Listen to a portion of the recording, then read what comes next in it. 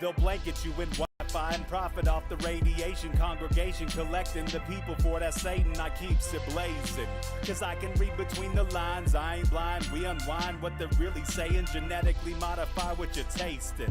Don't need that cottage promise, so now you live up in your mom's basement. Redesign time so your mind is always wasted. Programmed to crave the basics. Keep the beta in stasis. Pay the state, kid. You're in debt for being born. Messengers are mourn, just the price for being warned. Don't be alarmed, disconnect from their machinations. Stop subscribing to the folly of all nations. Bone breaking ain't the answer, cause they seek the ownership of souls. Spread the seeds and watch them grow. Break the chains of control. Break the chains of control.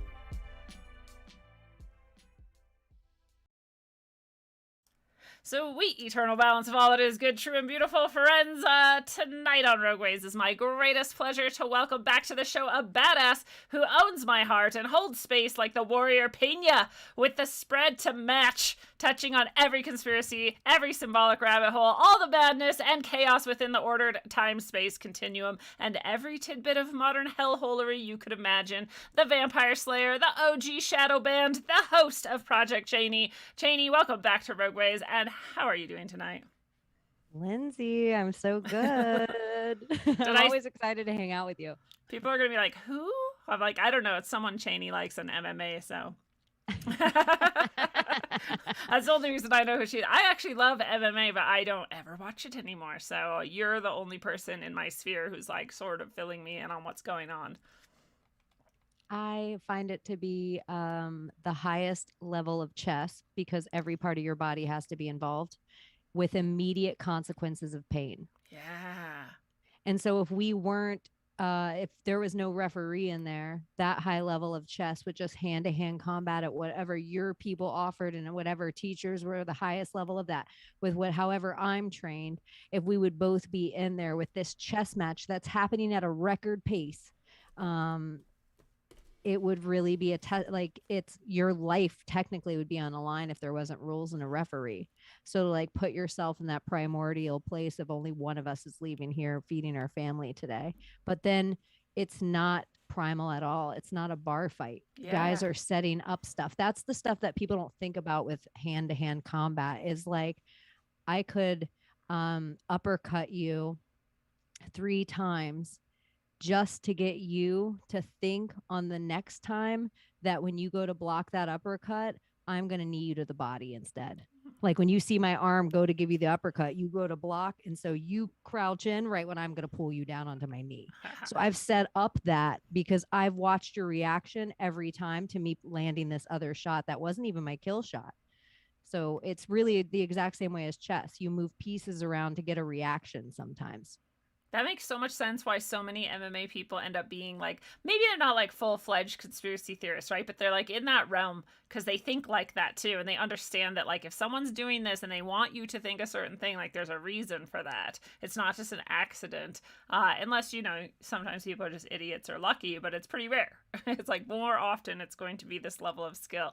That's really interesting. Wrestling has a totally different reason for having just a shitload of conspiracy theorists, and it's because they understand what they call it kayfabe or whatever, where they're like, it's kind of like magic, like distraction and whatever else is going on, but what's actually happening is totally different, right? It's all like just kind of the show. Yeah, the soap opera of it. And I also think it's cool because it's people for the one thing about UFC that's representative, different than every other sport on the planet is everybody from every culture, no matter the wealth, fights or has an aspect of their form of fighting, whether it's elite in a country or the poorest form in a country. But it rises to the top as an elite level style. And most of the time, those fight styles are thousands of years old and they're honed and they're tuned and they're like finite, like they're polished. And then like an MMA mixes those. And so to learn those things, like every single one of those things has an answer with another thing. So it's almost like food. Like how does one, like half the food we eat, do you ever pick it up and you're like, why do we eat this? Well, you eat it out of necessity because your people needed to survive once. And that's what I feel like about fighting. Like your people needed to survive once when the government took the weapons or there was no weapons. I was going to say a lot of them come out of oppression. A lot of them come out of having necessity to hide this from whatever the ruling class is, or the, you know, power in that area is at the time. So like capoeira is a good example, right? Like it just looks like we're dancing, like we're just dancing, but actually we're like learning how to fucking kill you, you know, without you knowing. I think that's so cool. And I've heard that there's some styles of it that you and I would be in like some sort of meditative state, tantric style while we did it, where it wouldn't be rehearsed at all. We wouldn't choreograph it at all. We really both have these deadly weapons and be relying on each other's body movements and like, you know, razor past your face to not hurt each other, just completely on our energy and our reactions and paying attention. Dude, it's such a high level. This is why, like, I always am amazed that, you know, martial arts or some of the other fighting styles we're talking about today are almost always highly spiritual as well. Right? It's like, it's almost like we go deep enough into the physical, like you have to get back to the spiritual. Just like if you go deep enough into the spiritual, you realize like you have to tune this physical apparatus you have to, or else like all of it's kind of pointless anyways. Maybe not pointless, but you know, like those two things are deeply intertwined with the mental and emotional as well.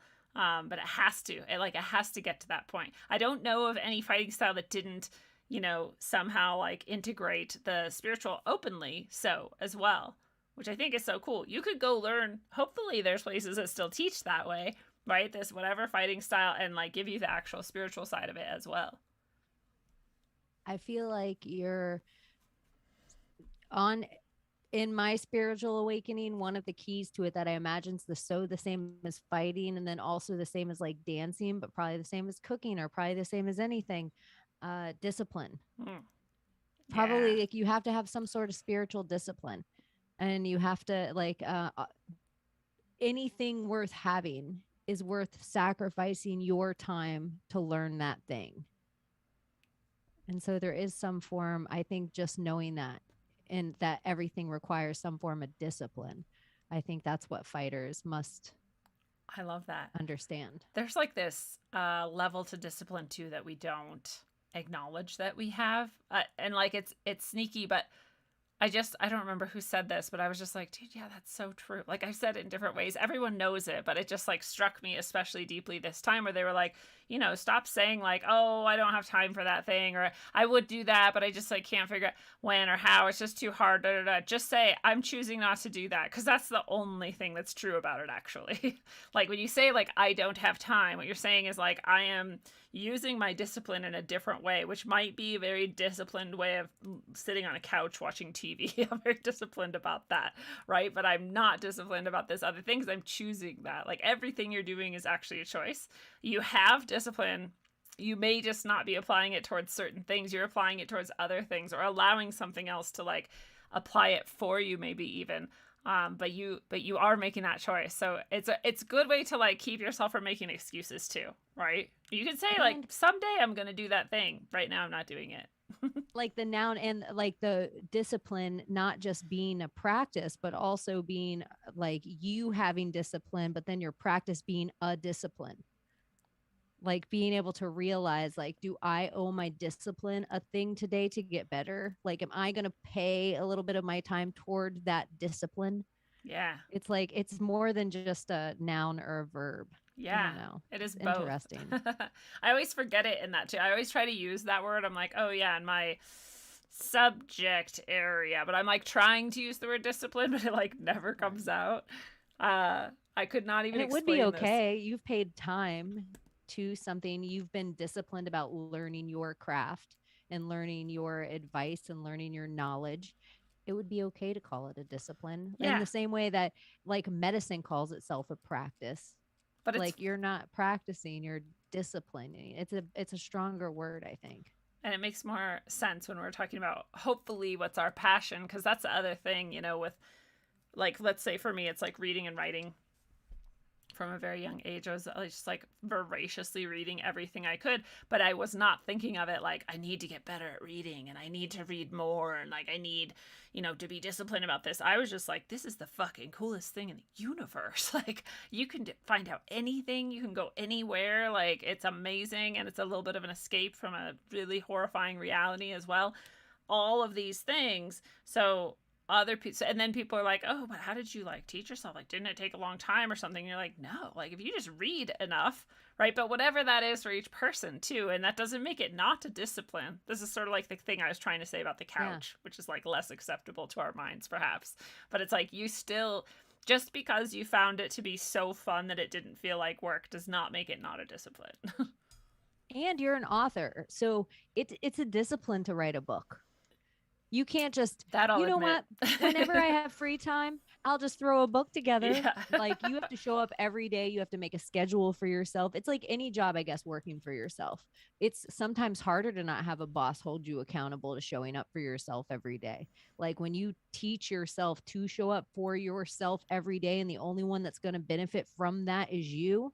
That's a really huge magic. Like that's a huge skill. And then like a book, you have this thing back. But a lot of the times with whatever skill you're learning or fight style, you become better at that craft, and you have your wins to show, or your, people that are happy that they're like, oh my God, you're the best cook. And Yes. you just look at their smiling face. Like you have that to show as your validation. It's really like, that's your will, right? That's your will made manifest. Like you chose. This is like, I can think of a million examples with students where I'd be like, we're doing this, and they're like, I don't want to do it. And I'm like, so no one cares if you want to. Like, you're just gonna do it, or you're not. You're gonna fail the class or whatever. I mean, that's your choice. You could totally do that. But like, what is your actual will, right? If your will is, so like one of my wills this year was to have an even bigger garden, and I knew going into that, I'm like, well, that's gonna be more work. I'm gonna have to make sure I wake up every morning at a certain time, because the place where we're gonna put it, the sprinklers aren't gonna hit it or whatever. I have to water all the time. I have to weed it. I'm gonna have to like order the stuff and do all the things. And when I wake up in the morning, I'm not like, yeah, like, woo, I gotta get up super early and water. I'm just like, yep, I'm getting out of bed now because I know, because I chose to. And once I do it, I'll get over it. Even though it's that feeling that like I think 100% of people have, where you're like, I just want to lay in my bed a little bit longer. It'll go away. Maybe this isn't true, but I just think it might be true. Whether it's everything we've talked about, all the different skills that we talked about from the beginning of the show to now, I think the deeper you get into that skill, you realize it's infinitely like, will you ever be the best writer? No. Or will that always be your strive to be better than you were, or be right where you're like, oh my gosh, I think I wrote something as good as somebody you consider great. Yeah. And when I think like a person that's a painter, a person that's, whatever thing you do, once you get into that thing, you realize it's an infinite well of possibilities of how good you can get at that thing. Even a runner. Like, let's say you're the fastest cross-country runner. Are you the fastest sprinter? Can you run for 100 miles? Can you run in less than 3 seconds in a 50-yard? Like, what is the span of what it means to run? And so it's just like anything you get into that you decide to get disciplined about becomes an infinite well of possibilities of how good you can get at that thing. I love it. This is like, that whole Crowley thing, like what does it? Do as thou will, and that should be the whole of the law. Actually, I think it's love shall be the... wilt. I think you're right. Shall be the whole of the law, or is love the whole of the law?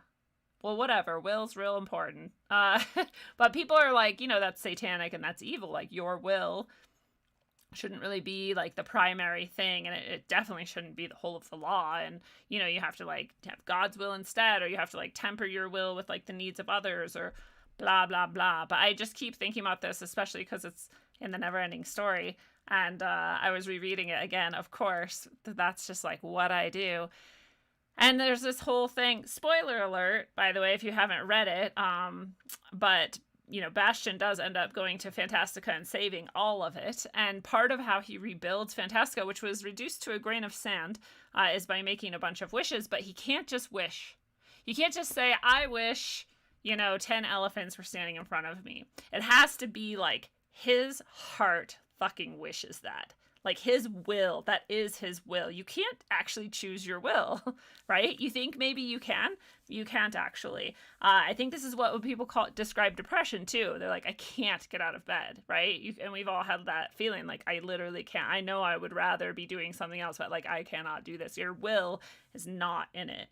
And this becomes apparent in the story that like he couldn't choose something else even if he tried, if he wanted to, all he can do is follow his true will. And your true will, it could be like a motherfucker. Like, you're like, that's what I fucking wanted.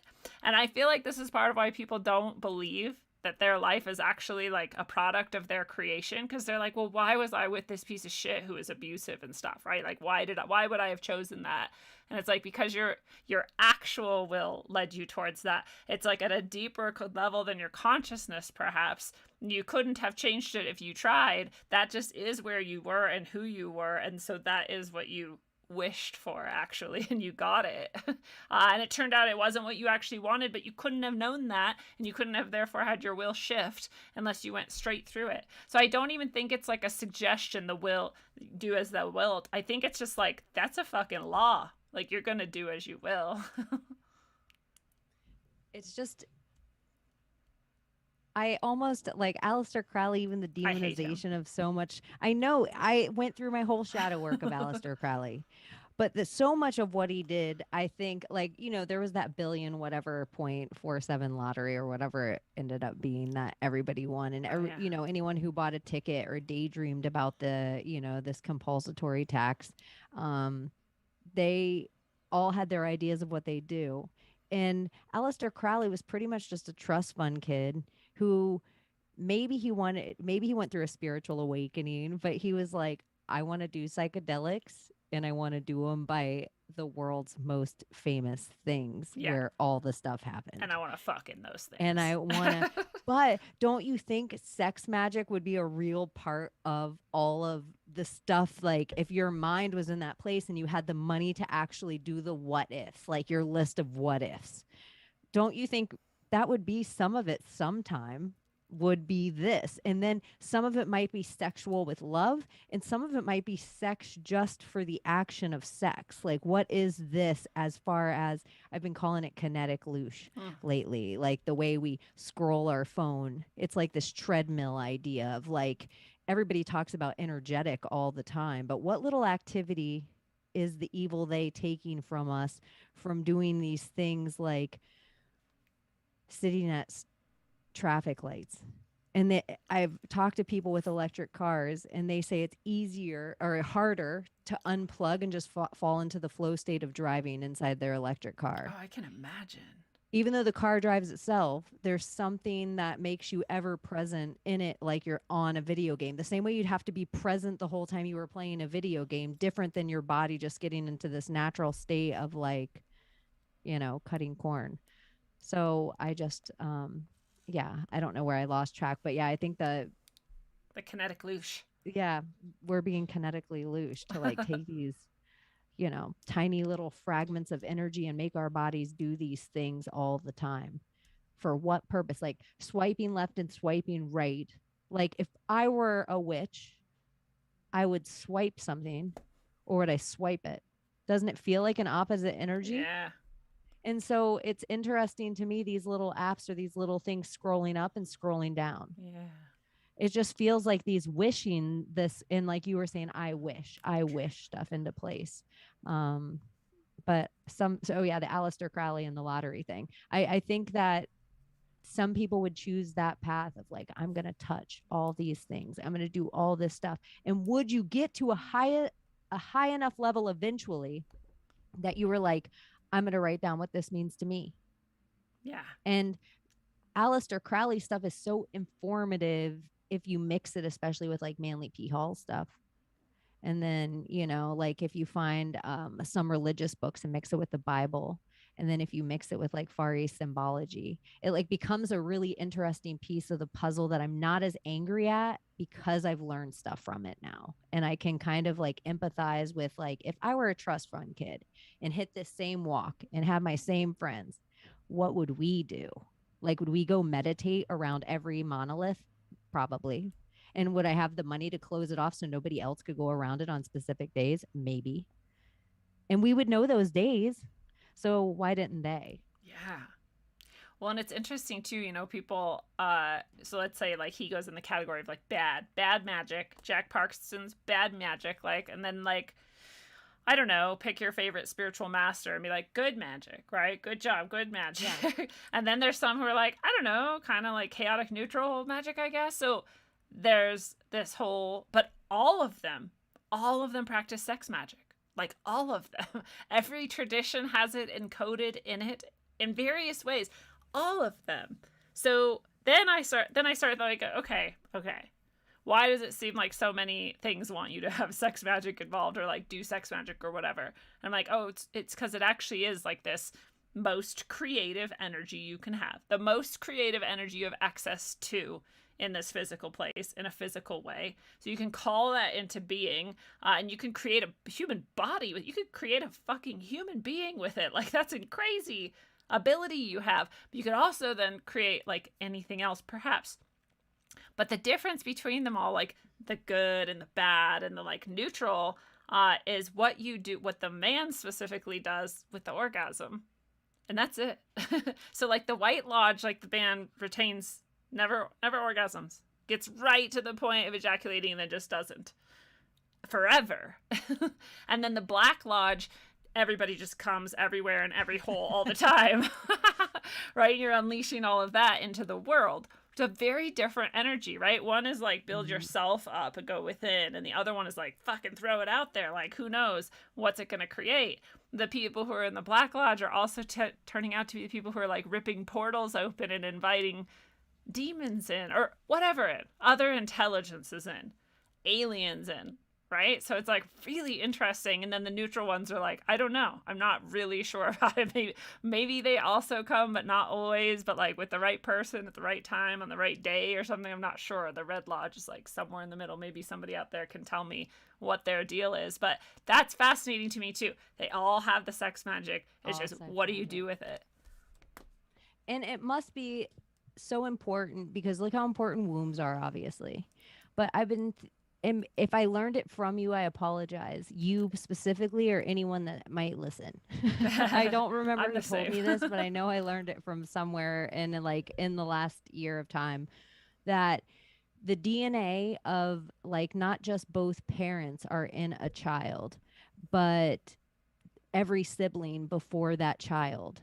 That's why the last kid kind of looks like the middle or the oldest kid or the older kids, because the DNA of that kid grows and exists and like sheds almost inside that womb. And that's like true. A woman is just like a spiritual sponge in a way for like DNA and this kind of thing. We're chimeras. And so I was thinking of, dude, this is the word that came up recently. And I was thinking a big thing with in like magic or in a lot of witch studying is the amount of time you go without sex, without semen inside your vagina for certain things, or the importance of certain of the cults and religions to only have one partner because of that same reason. The DNA of everyone you've had sex with imprints on your child. God. Think of this. That's fucked up. Dude, this is something that's kind of blowing my mind in the past couple of, because it's like even if you haven't had a kid, the energy that you are taking on by this DNA absorbing in you is enormous. And so I just don't think you should just fuck anyone.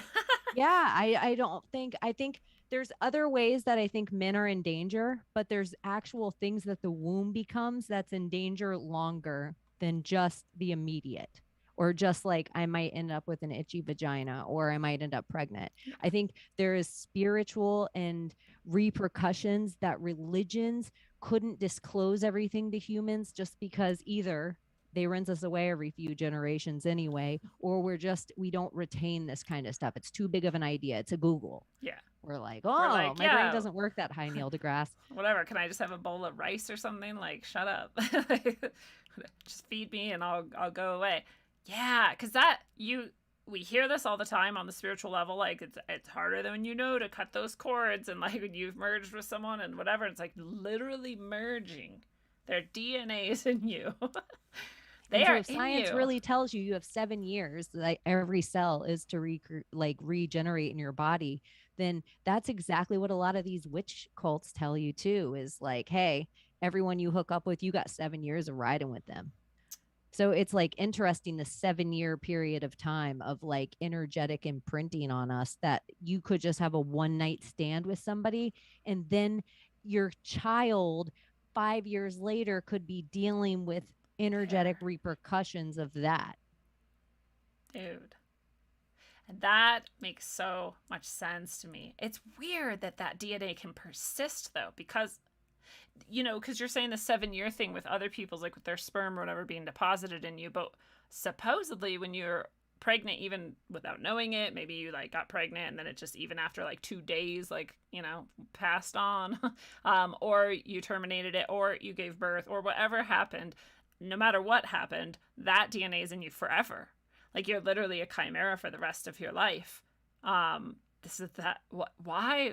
How would that DNA it imprints persist on every kid past it, to the point that there is real stories. It's like, it sounds like we're talking such woo woo, but you can actually go out there. That there's a woman, I wish I knew the state, and she was going to get like social aid from the government wherever it's at. They wanted her to do a DNA test for her kids for each one she was claiming for the aid from the government. The DNA test came back that none of her kids were her kid. What? And she was like, these are all my kids. Like, this is crazy. Yeah. And the husband, like, everybody's like, this is wacky. These are all this lady's kids. Like, we have pictures of her with the kids. They, like, after studying and studying, she was a twin, but ate her twin in utero. And so the twin's DNA was the actual mother of this kid. That's wild as shit. I didn't finish reading the whole story to like what part of like, how did they test this twin sister's DNA? But maybe it was, I have no idea. I didn't like look that much further into it, but because I was just on with the study of like, oh my gosh, what is going on inside women, that they're so, you're absorbing all this DNA. Like, could you absorb someone's depression?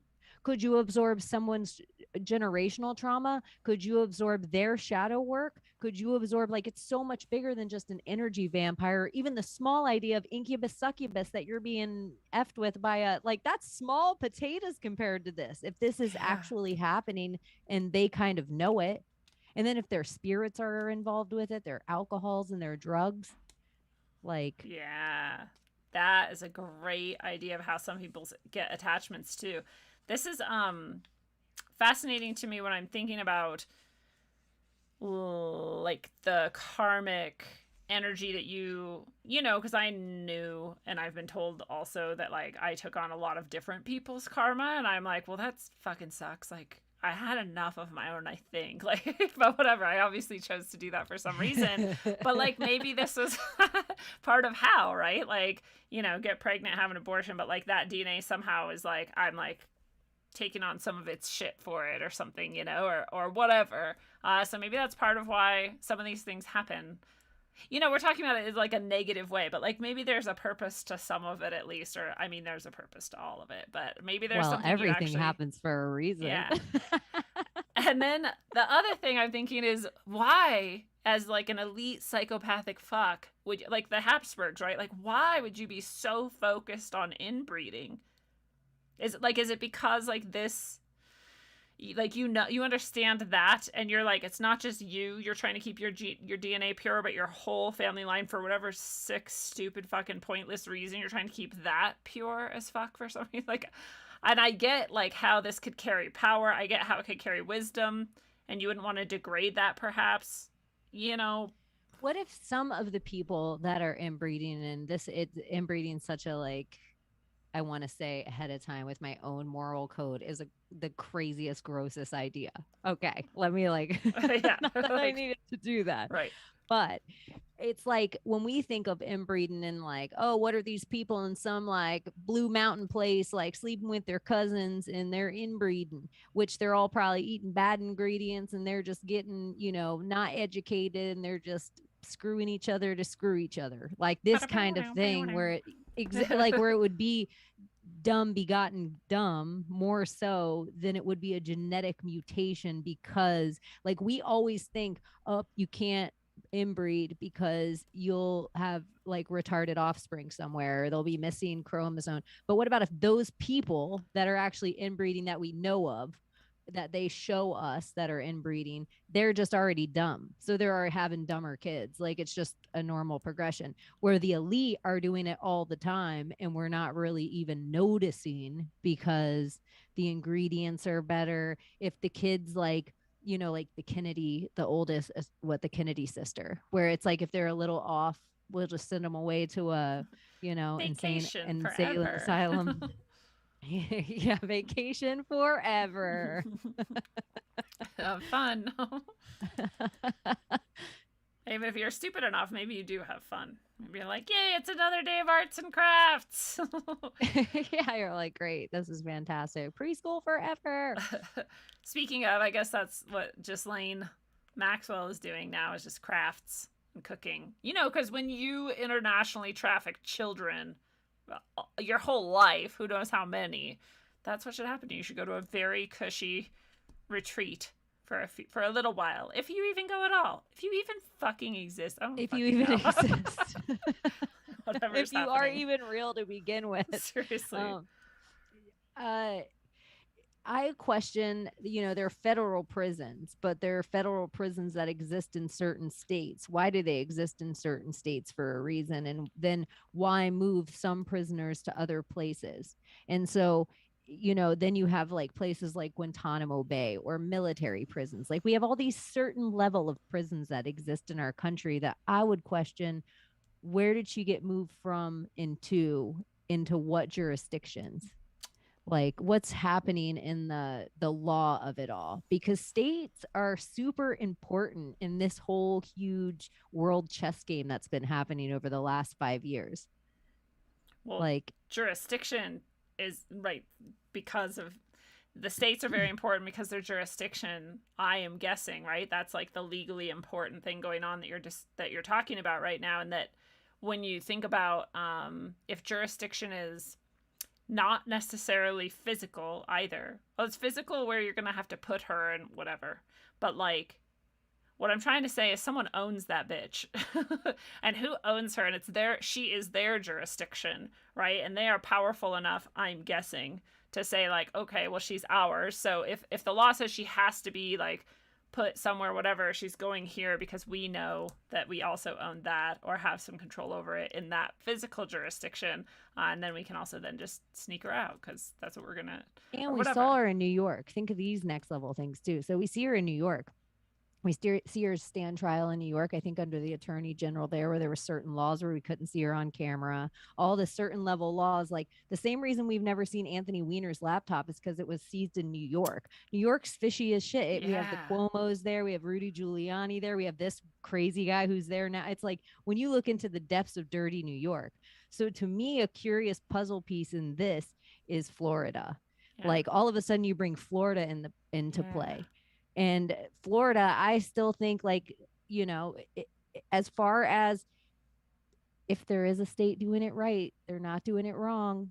And they kind of have like the future proves the past. Like everyone, there is no more, I'll tell you what I'd do. We'd all seen what you do during it. Yeah. There is no more of that. We lived the last 2 years. We all got to see, everybody got to put their money where their mouth is if it mattered. So I just feel like, now we all know the game we're in. There's no more, this is what I do. If you lived in a state and you masked up every day, you did nothing. Like you did nothing and you're never going to do anything. So all of a sudden, when you take her from a state like New York, where they'll all get a monkeypox vaccine and line up for it tomorrow. Yeah.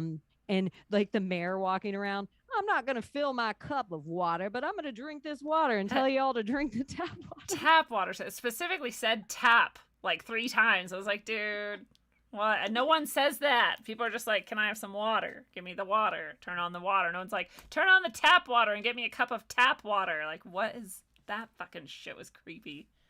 Yeah, so moving her to Florida, you might as well tell me you just moved her to Guantanamo Bay. It's super weird. And why New York in the first place? Like, was she caught in New York? Was that where the crimes were supposedly committed? Was this where someone was bringing a suit against her specifically in that state? Like, I don't even know for sure why she was in New York to begin with. I thought the last time we'd seen her, it was like Arizona or something, but who knows? I really want to talk to you about Brittany and CERN. So I haven't touched too much on it on the show, but first of all, do you think CERN's actually doing anything at all? Do you think that if it is doing something that is affecting the time-space continuum, and what skirt do you wish Brittany was wearing if it was going to switch to anything? I think it was a black skirt.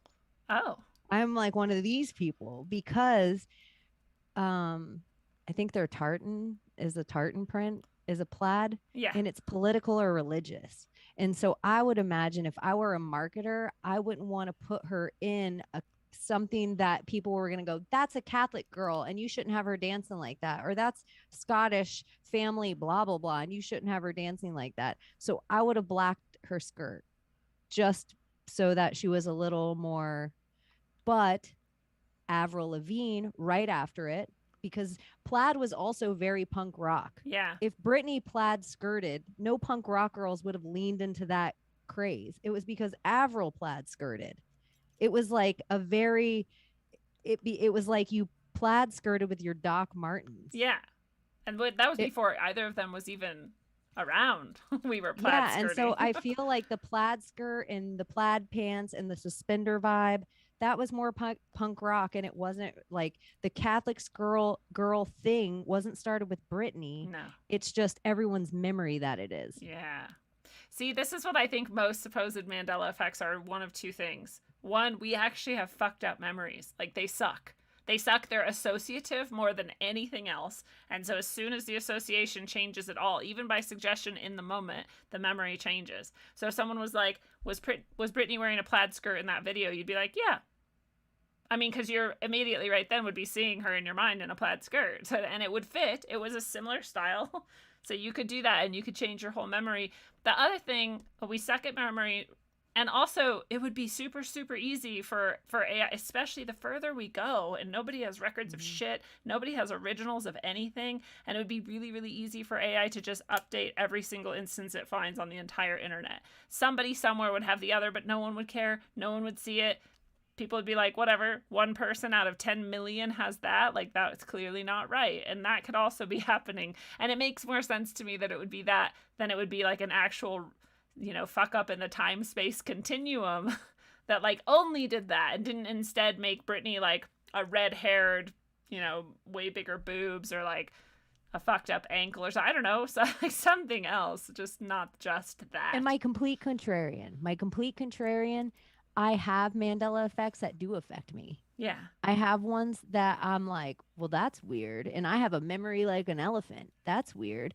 And so everyone collectively does have Mandela effects that affect them or not. Yeah.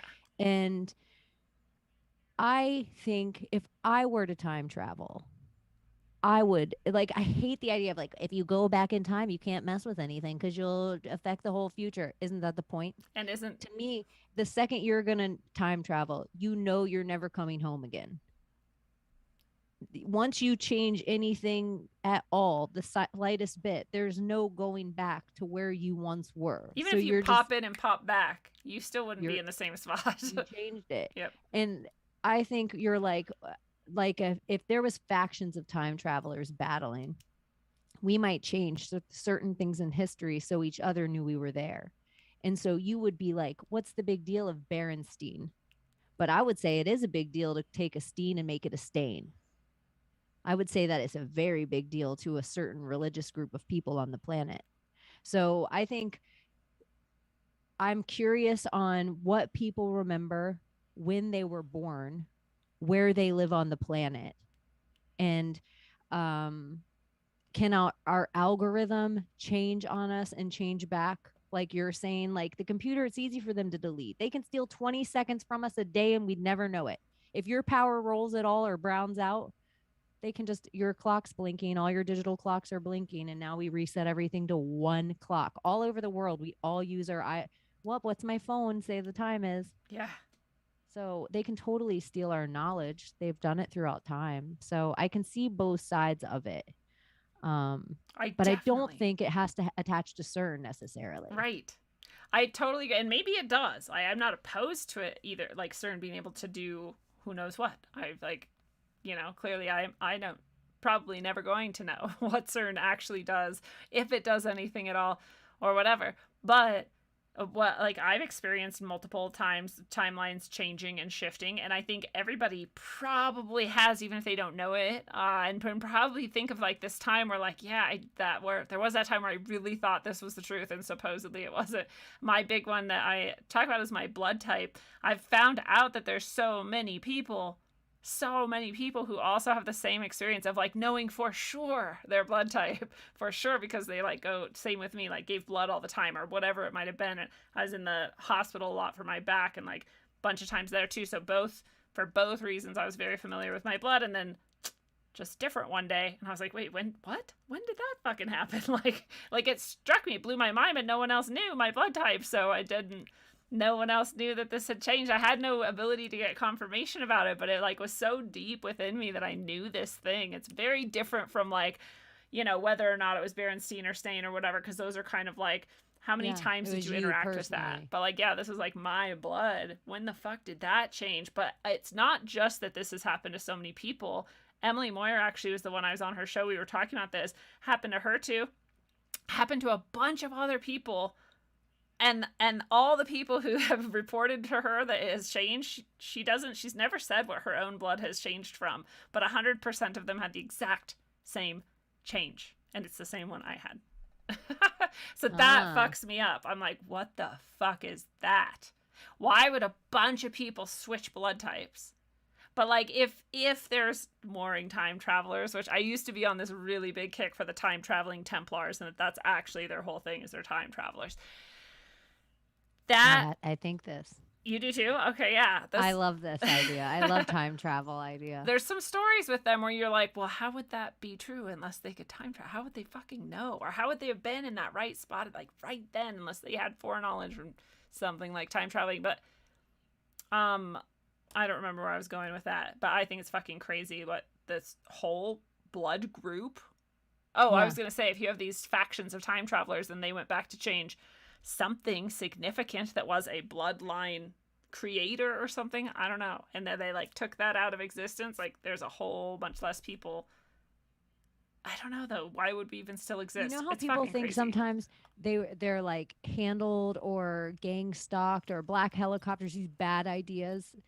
I think also sometimes if you're divine or on a specific journey, you get handled in a good way. Yeah, like I like that. At the beginning of your life, when it mattered that you couldn't be taken or whatever because you were supposed to implement these other things, they changed your blood type on paperwork so no one would find you.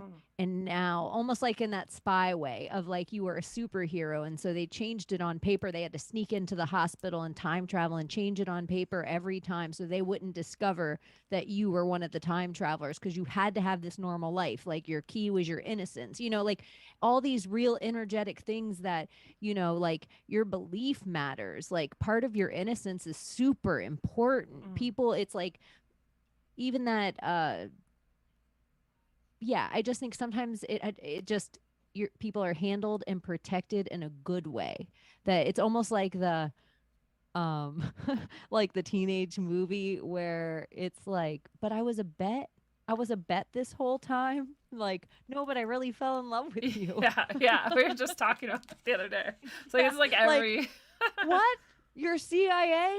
But I really loved you. But like, I really was protecting cared. you. Yeah. Like I saw the importance. I wonder, dude, I have a Men in Black experience and I'm always like, what the fuck happened? Like, what did he actually do and why? Nothing was happening in my life at that time. Well, paranormal shit was just starting to happen. But like, that's it. It's not like I had some fucking secrets or something. Like, why did he just popped out of a fucking bush on a horse ride and like asked us if we saw something in a picture? I don't remember what. And we were like, no. And then he was just like, okay. And he had like a weird smirk and he walked away. And I'm always like, something else fucking happened. Some guy jumps out of a bush, asks us if we've seen something in a picture. We haven't. And he just leaves. That's supposedly the whole experience. You're like, he just flashed us. Yeah. He just flashed You ever seen this? Like, no. No, like flash that Men in Black, like blink. And all of a sudden you're like, my memory is gone.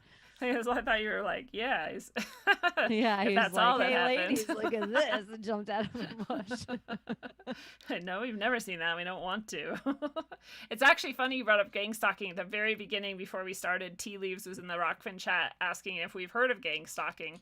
And then you brought it up before I even asked you. But yeah, I think about that a lot too. You know, anytime we should always remember this, that however bad we feel like things are, and there's like whatever factions and whatever ruling class and this technocratic bleh, like there has to be just as many, if not more, like good guys. Well, no matter what realm you're talking about, the energetic realms, the spiritual realms, the human realms, the political, all of it, right? I mean, that just makes sense. Here's why there's more good guys. Even the people that don't want to get involved at all and are completely neutral are good guys. Even the ones that don't want to add any bad or take away from anyone else, that don't ever want to fight a bad guy ever. They never want to see one. They want to remain completely neutral. Those are good guys. That's a good point. So it's like there's so many more of us than there is people that they're like, I can't ever have enough. More. I need more. I need my family to always have more. My bloodline, special, queens and kings. That's why it's like there has to be next level godly realms we don't understand. And those people are not going there. I mean, someday, but not from here, I think. Your Templar thing with time travel, I've been having this theory over the past like week, 2 weeks, that Kronos represents time in all the depictions of Kronos. Kronos is always cutting the wings off Cupids. I think there's something, either Cupids represent us or something about that childlike self of us is the thing that can time travel, and he's clipping the wings. And so I don't think wings are supposed to mean flight. I think wings are supposed to mean time travel. I think that's when we take our next phase of like our morphing. But another way to explain Mandela effect is if timelines are real and we're on the highest possible timeline, then you right now are the highest version of you. And so out of all those timelines, you're the highest version of you. I'm the highest version of me. That person's the highest version of them, because we're put here to win on the one timeline where we win. It's the highest possible timeline. So we might all remember a little bit different things. Like we all just woke up here on this timeline. Yeah, right? None of us are from here. Right. None of us. Some things might be the same, but some things are entirely different. But there's cases out there that people woke up on this timeline and they're like, I woke up in bed next to a man that calls himself my husband, but I do not know him. There's people that have Mandelas where they have full families they remember that they don't have. Oh, that would be fucking awful. Yeah, that's wild as shit. This is also like if the past changed in this one timeline we're all in right now, then we would all just remember it that way. It wouldn't be like it would be very rare or very difficult to have anyone that was like, no, I remember this other thing. Makes more sense that people came from many timelines to here and were like, wait, what the fuck? The Eiffel Tower is like in Paris? It's supposed to be in whatever the fuck. Shit, whatever, like shit like that, right? That makes more sense to me because your memory would be seamless, I would think. And we'd all have a similar, where also marketing, also the internet, also look how much stuff becomes racist overnight and they just take it away. And then it's like, when I was your age, Joe Rogan was eating bugs. And it's like, no, you cannot find anything on that on the internet, grandpa. Okay, crazy man. So then it just becomes your age. Certain people that are old enough to remember a certain thing or had it in their lexicon. Yeah. Or like we're developing brains before the oversaturation of complete like electronic dominance. Or when did all the companies get absorbed by the big conglomerates? Everything wasn't Nabisco when we were kids. Everything wasn't General Mills when we were kids. So it was like, was Jiffy always owned by this company, or Jif always owned, or did it get bought at a certain time where it becomes this blanket thing because they bought 3 different peanut butter companies from all over the country and now it's just this? Like there's so many of those little things as well that we have. It's like, but some Mandela effects are true. Yeah. And there's ones out of the Bible, like my one that I'm like, nope, it was never magic mirror on the wall. Yeah, no, it was not. It was mirror. And so this lets me know, like, ooh, the highest possible timeline it's magic mirror, which I prefer. And I would have That's true. remembered it as magic mirror if that's the way it always was, because I'm a witchy and I love it. Yeah. And there's such things as magic mirrors. It makes more sense than saying something like Beetlejuice repetitively. So it's like we all would have remembered it correctly. But I like that it seems like on the highest possible timeline, everything's getting a little more magic. Yeah, that is really cool. Someone in the chat brought up Everything Everywhere All at Once. I don't know if you've seen it yet or not, but I know I probably brought it up the last time we talked. If that's how long ago we talked, I don't remember, but I've been talking about it for a while.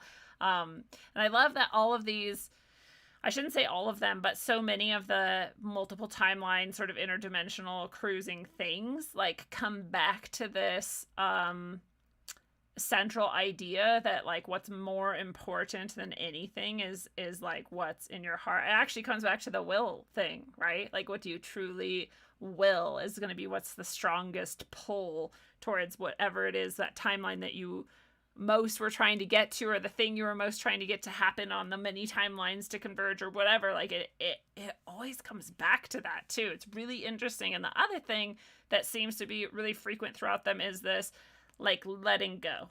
Like you have to like stop being attached to it. Actually, this is actually just a theme that's coming up in many things, because Avatar: The Last Airbender is another big kick for me.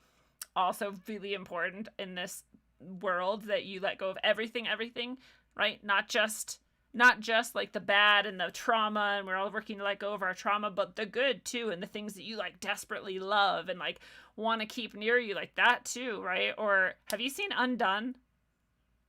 Tell me what it's about. It's like a newer show. I think it's on Netflix. No. You have to watch it. It's so fucking Tell good. me what It's about whether or not you're like schizophrenic or a shaman, right? Which is it? And, okay. And timelines okay, and shit. I haven't seen it yet. It's so good. And I always like the first 10 minutes of anything. I'm like, this is fucking stupid. And then like after that, I'm like, it's okay. And then by like episode 3, I'm like, this is the best show in the world. But that also has this theme, and it's a little bit similar with the timelines and the dimensions and stuff, is like you can't hold on. You can't also hold on even to the happiest, even to the love right? Like the truest of love is actually neutral. It's really weird. To let something totally exist exactly as it is. No attachment. Super Buddhist. Like literally no attachment. What if it's, and like maybe that's what the best will is like, I don't know, whatever. Not attached. No attachment to an outcome. Yeah. And well, if you kind of think about it, like just in a simple form, like as a parent, you tell a child, you know, don't touch the oven, it's hot. Don't touch the oven, it's hot. Don't touch the oven, it's hot. Every single one of us learned something was hot because we touched it. Yeah. Even though we can recall in our brain an adult telling us not to touch something because it was hot. Like we learned it by doing it. And so it's almost just the easiest way sometimes, as in this lifetime, whatever the lesson is, how hard it was for you to learn the lesson or how painful the lesson seemed is really just a testament to how strong your will is. Yeah. It had to be that hard to get through your thick will. Yes. And that is the only thing that can shape your will. Like the only thing. This is the thing that's tripping me out about will, is like you do not, I always thought of it as something you like create and then you like force it out and then you like do that thing. You're like, I'm full of my will, I'm practicing my will, whatever. I don't think it can even, not that it can't express that way, but like that isn't what it is. It just is that it is or it isn't. There's no making it. I will to will thy will. Isn't that saying? I don't know. I've never heard that saying. Oh, I don't even know where it came from, but I think it's that. I will thy will to will. I will thy will to will. I will to will thy will. That would be like I think you could say it in God's any way will, you want. not mine sort of thing. Is that what that is wanting? I'm sure somebody in your smart chat will know the right Tell answer. us. Yeah, the way it's said. Well, but and that is so interesting. Because even when you say something, I will do something. If you say that to somebody, like if your word is your bond, if you tell somebody, think of the difference between, I don't know, maybe, like, are you going to show up? I will do that. I will. Am I willing my will to do that? because it's not my word that's making me do that. I gave you my will. Yeah. If your words match your will truly, you are probably a pretty rare person. This that's interesting too. If it's so, people say like God's will, not mine. And we're also talking about how like in all of these different shows and themes about timelines and different dimensions and whatever, that one of the lessons is like actual neutrality, not holding on.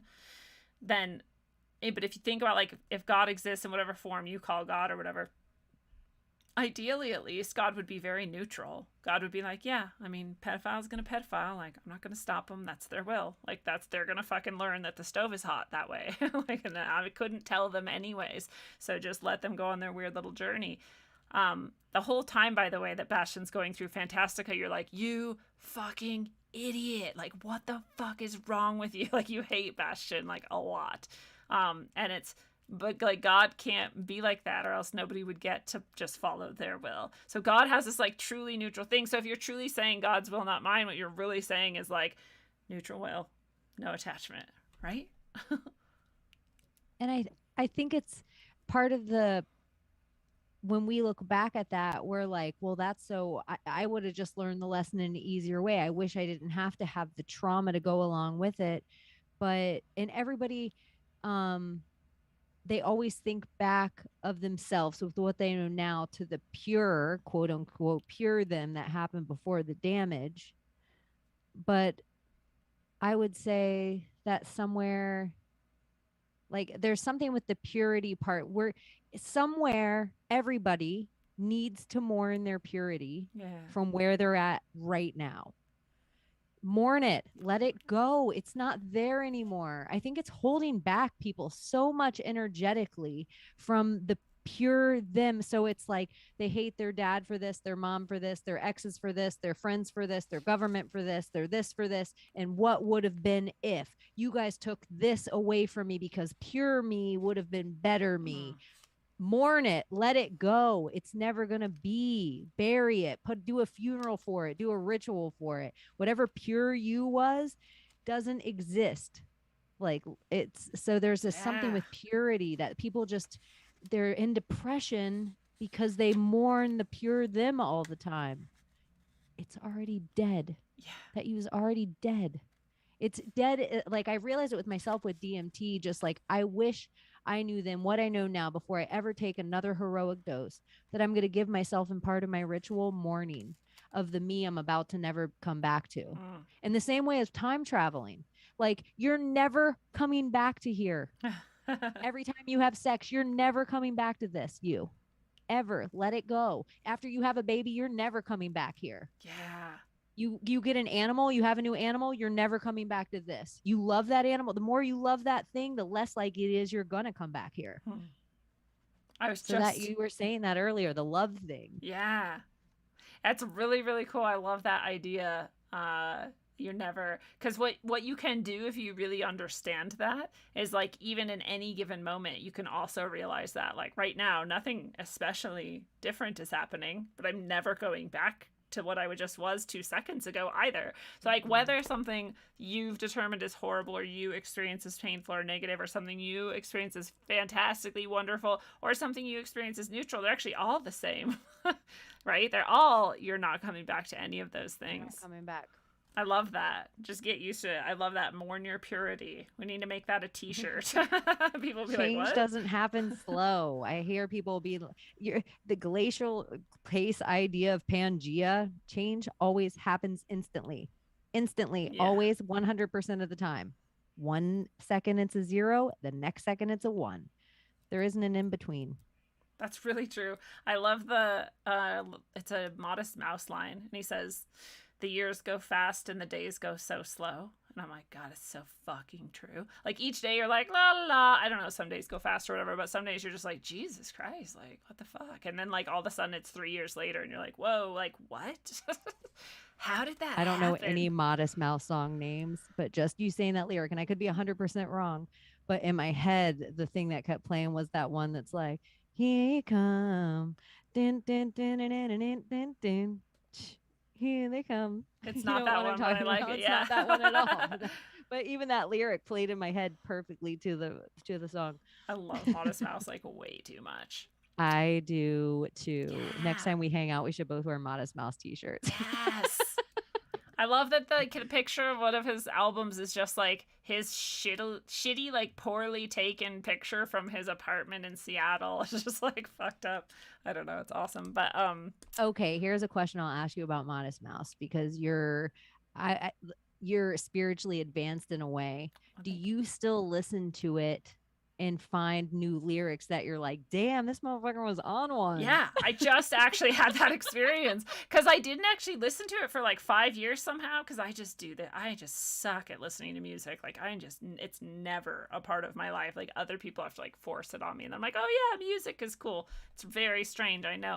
But I just didn't for like years, and then I just rediscovered them again. I was like, oh shit, I love Modest Mouse. So I listened to like the whole albums, like multiple albums, just like front to back. Like every fucking song is so good. And then I was just exactly that. I was like, whoa.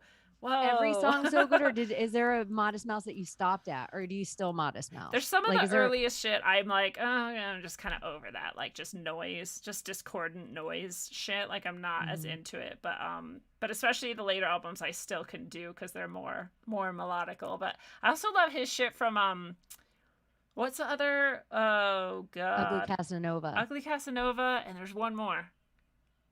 He has 3. He did it. Anyway, all of them are good. He's a genius. And his voice sucks.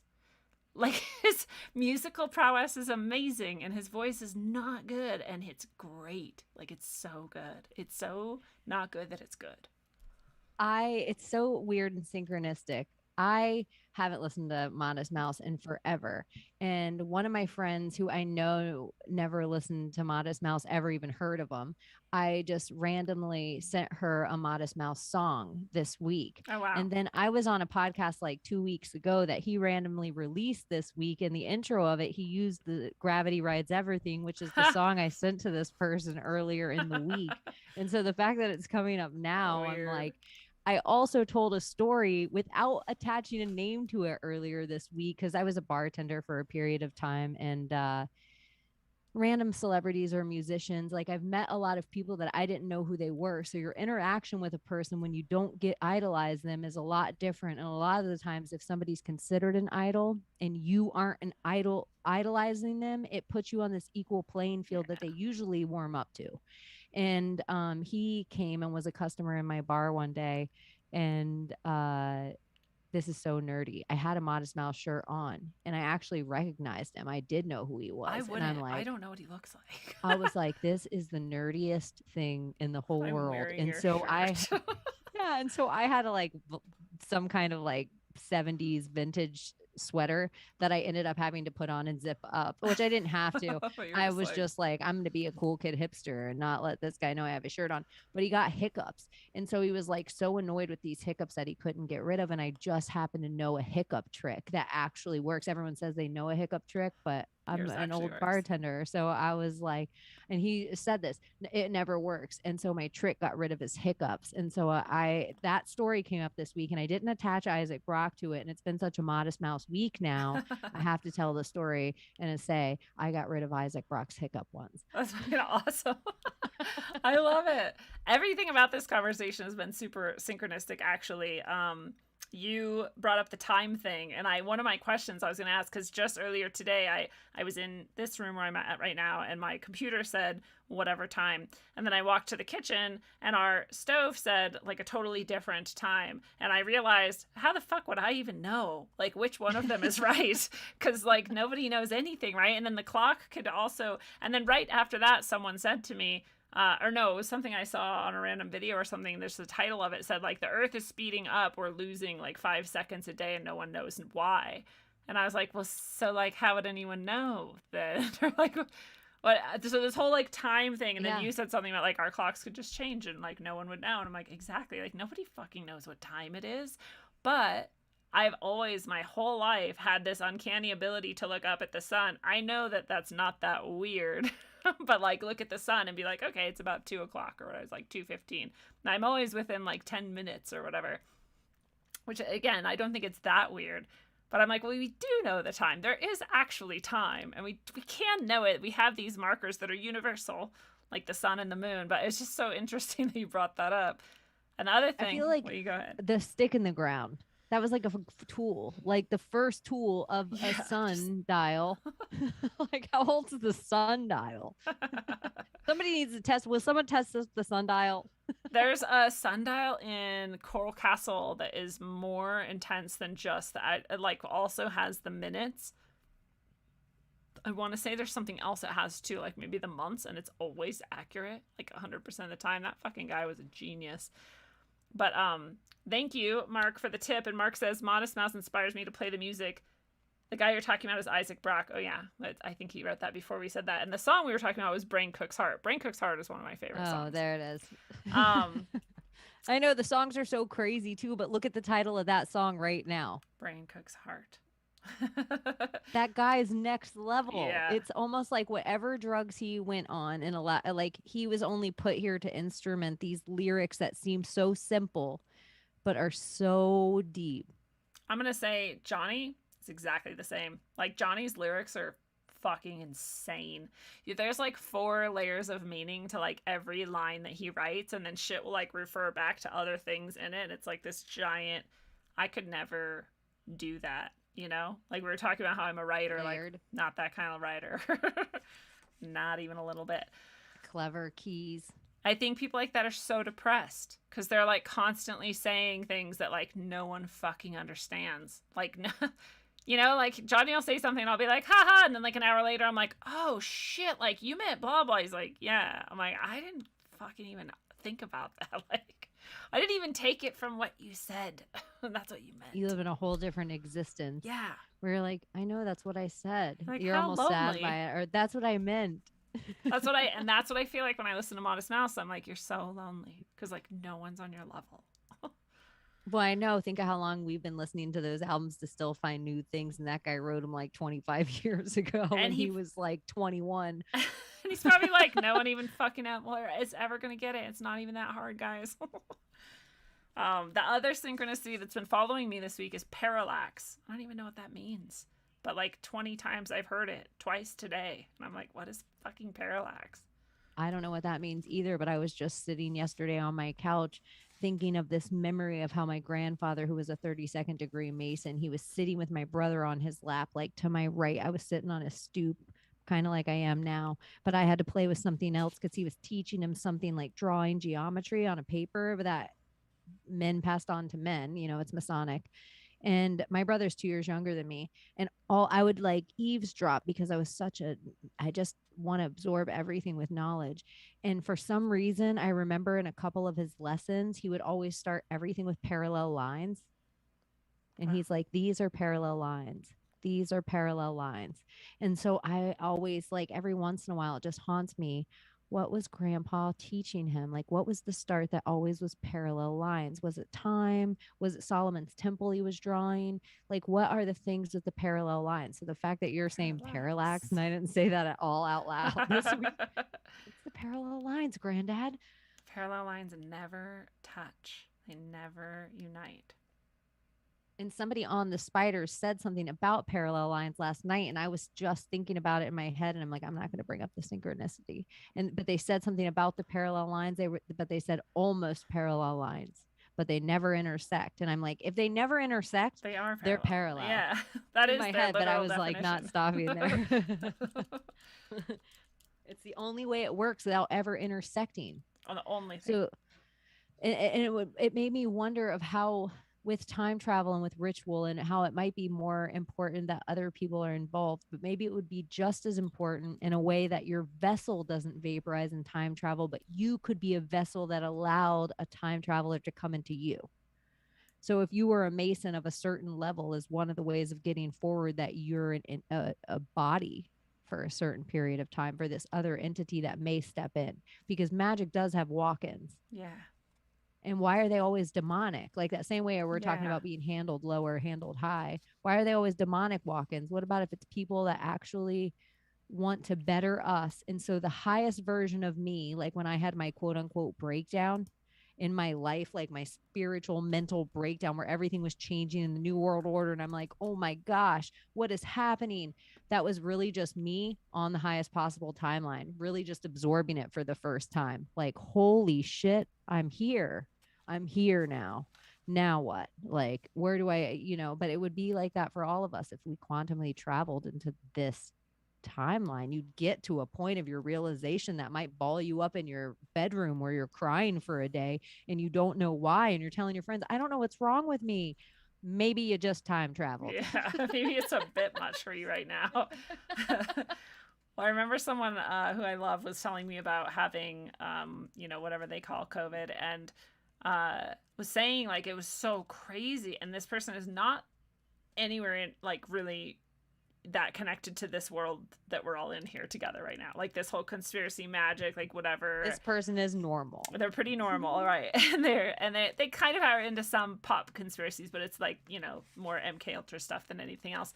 So they're not really, anyways, they're not the ones to say this is my point. And they were describing how in like the height of the fever, they could tell there was this like battle or struggle happening, and that it was like crucially important, and that there was some way to solve the puzzle, but they tried and tried and tried, and they could never solve the puzzle. There was no solution, and they went through, like, the way they described it was like they were going through like billions of iterations of something, and every single one they had to like check to see if it like solved the puzzle, and like none of them solved the puzzle. And I was like, what the fuck is that?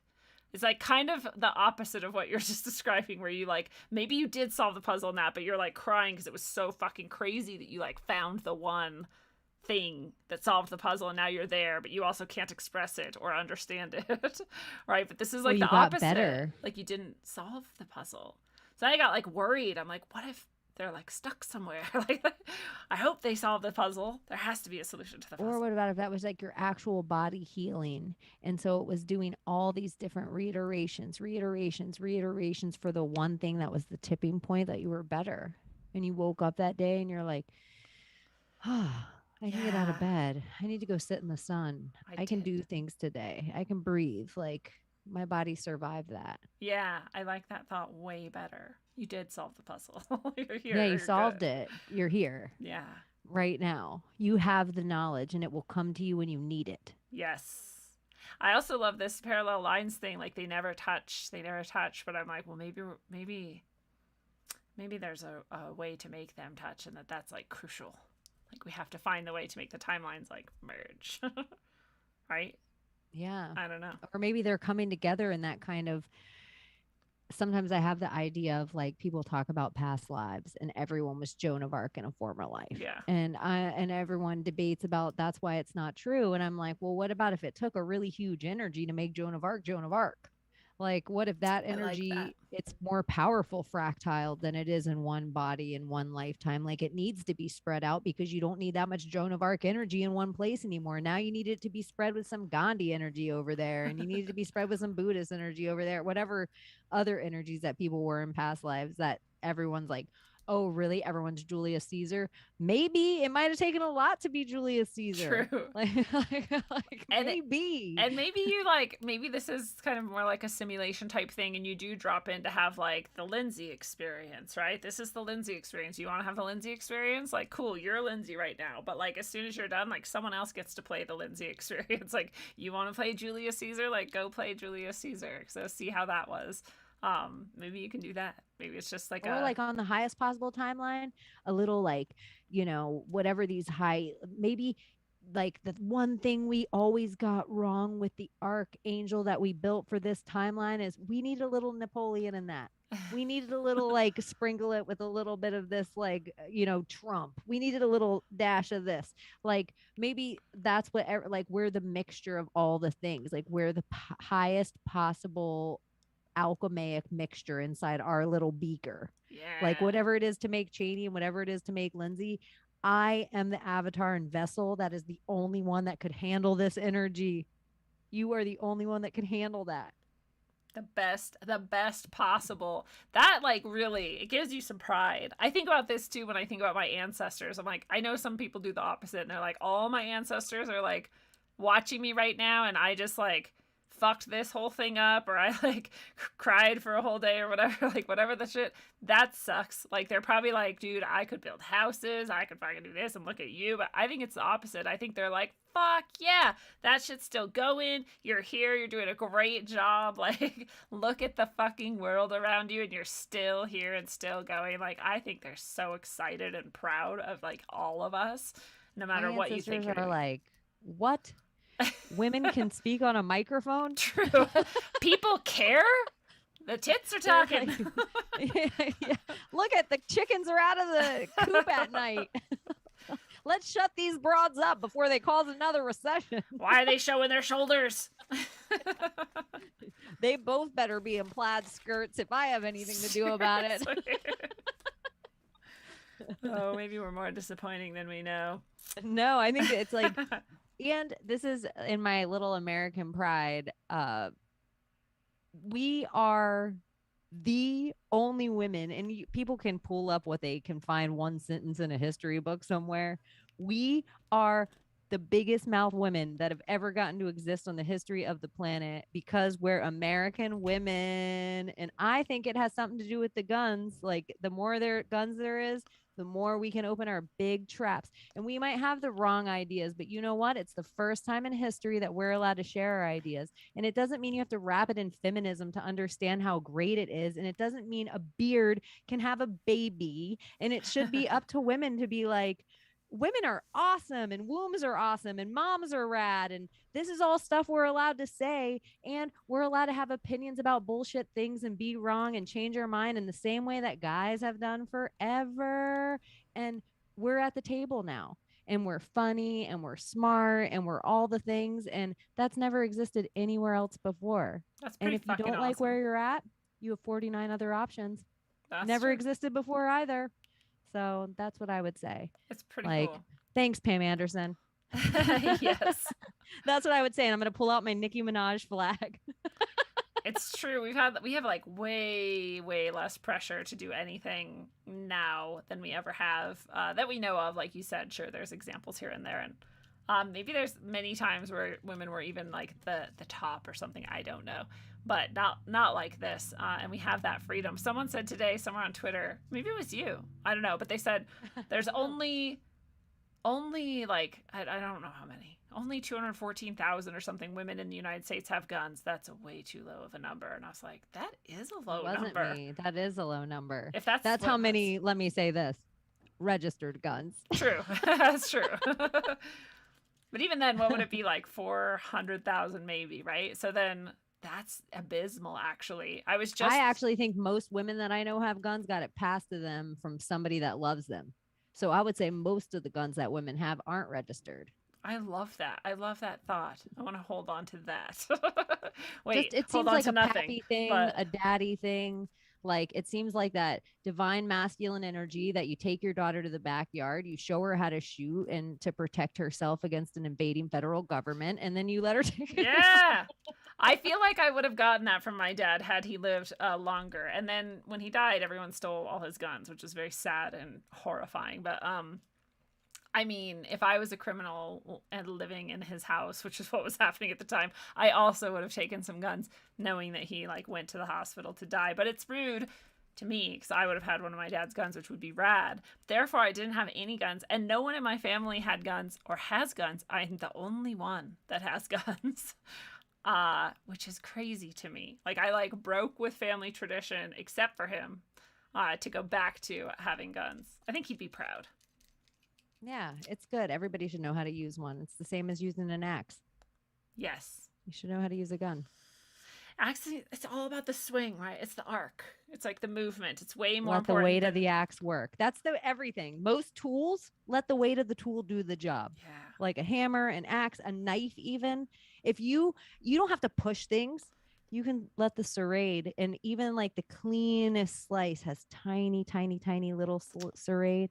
So you just kind of like coast it and keep it moving, and it'll do the weight of the instrument will usually do the job. And if it's not, you probably don't have it in the right, like, I'm going to sneeze. Wow. I think that's the first time I've ever sneezed on air. Um, I always tell people like, God bless you, gazoon tight, or if you're atheist, I'm just sorry you sneezed. yeah, I'm so sorry for you. I love Like, why it. do we have to apologize to people that they sneeze? Most people really like sneezing. It's They're pretty like, whew, good. all right.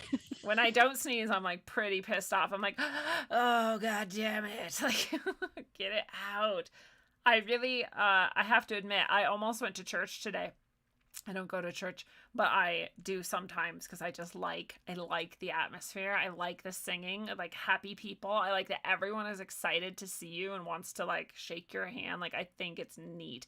And if I was choosing to eat cookies right now, then you can go get free cookies afterwards too, which is like cool. So I almost went, but I didn't go. And then I was like saying to Johnny, I was like, well, I'll go some other time, but you know, at least I like did my meditations or whatever. And I was like, and he's like, that's like church. And then I was like, oh yeah, and I get to talk to Chaney tonight, and that is church as well. Oh, that's kind of church too.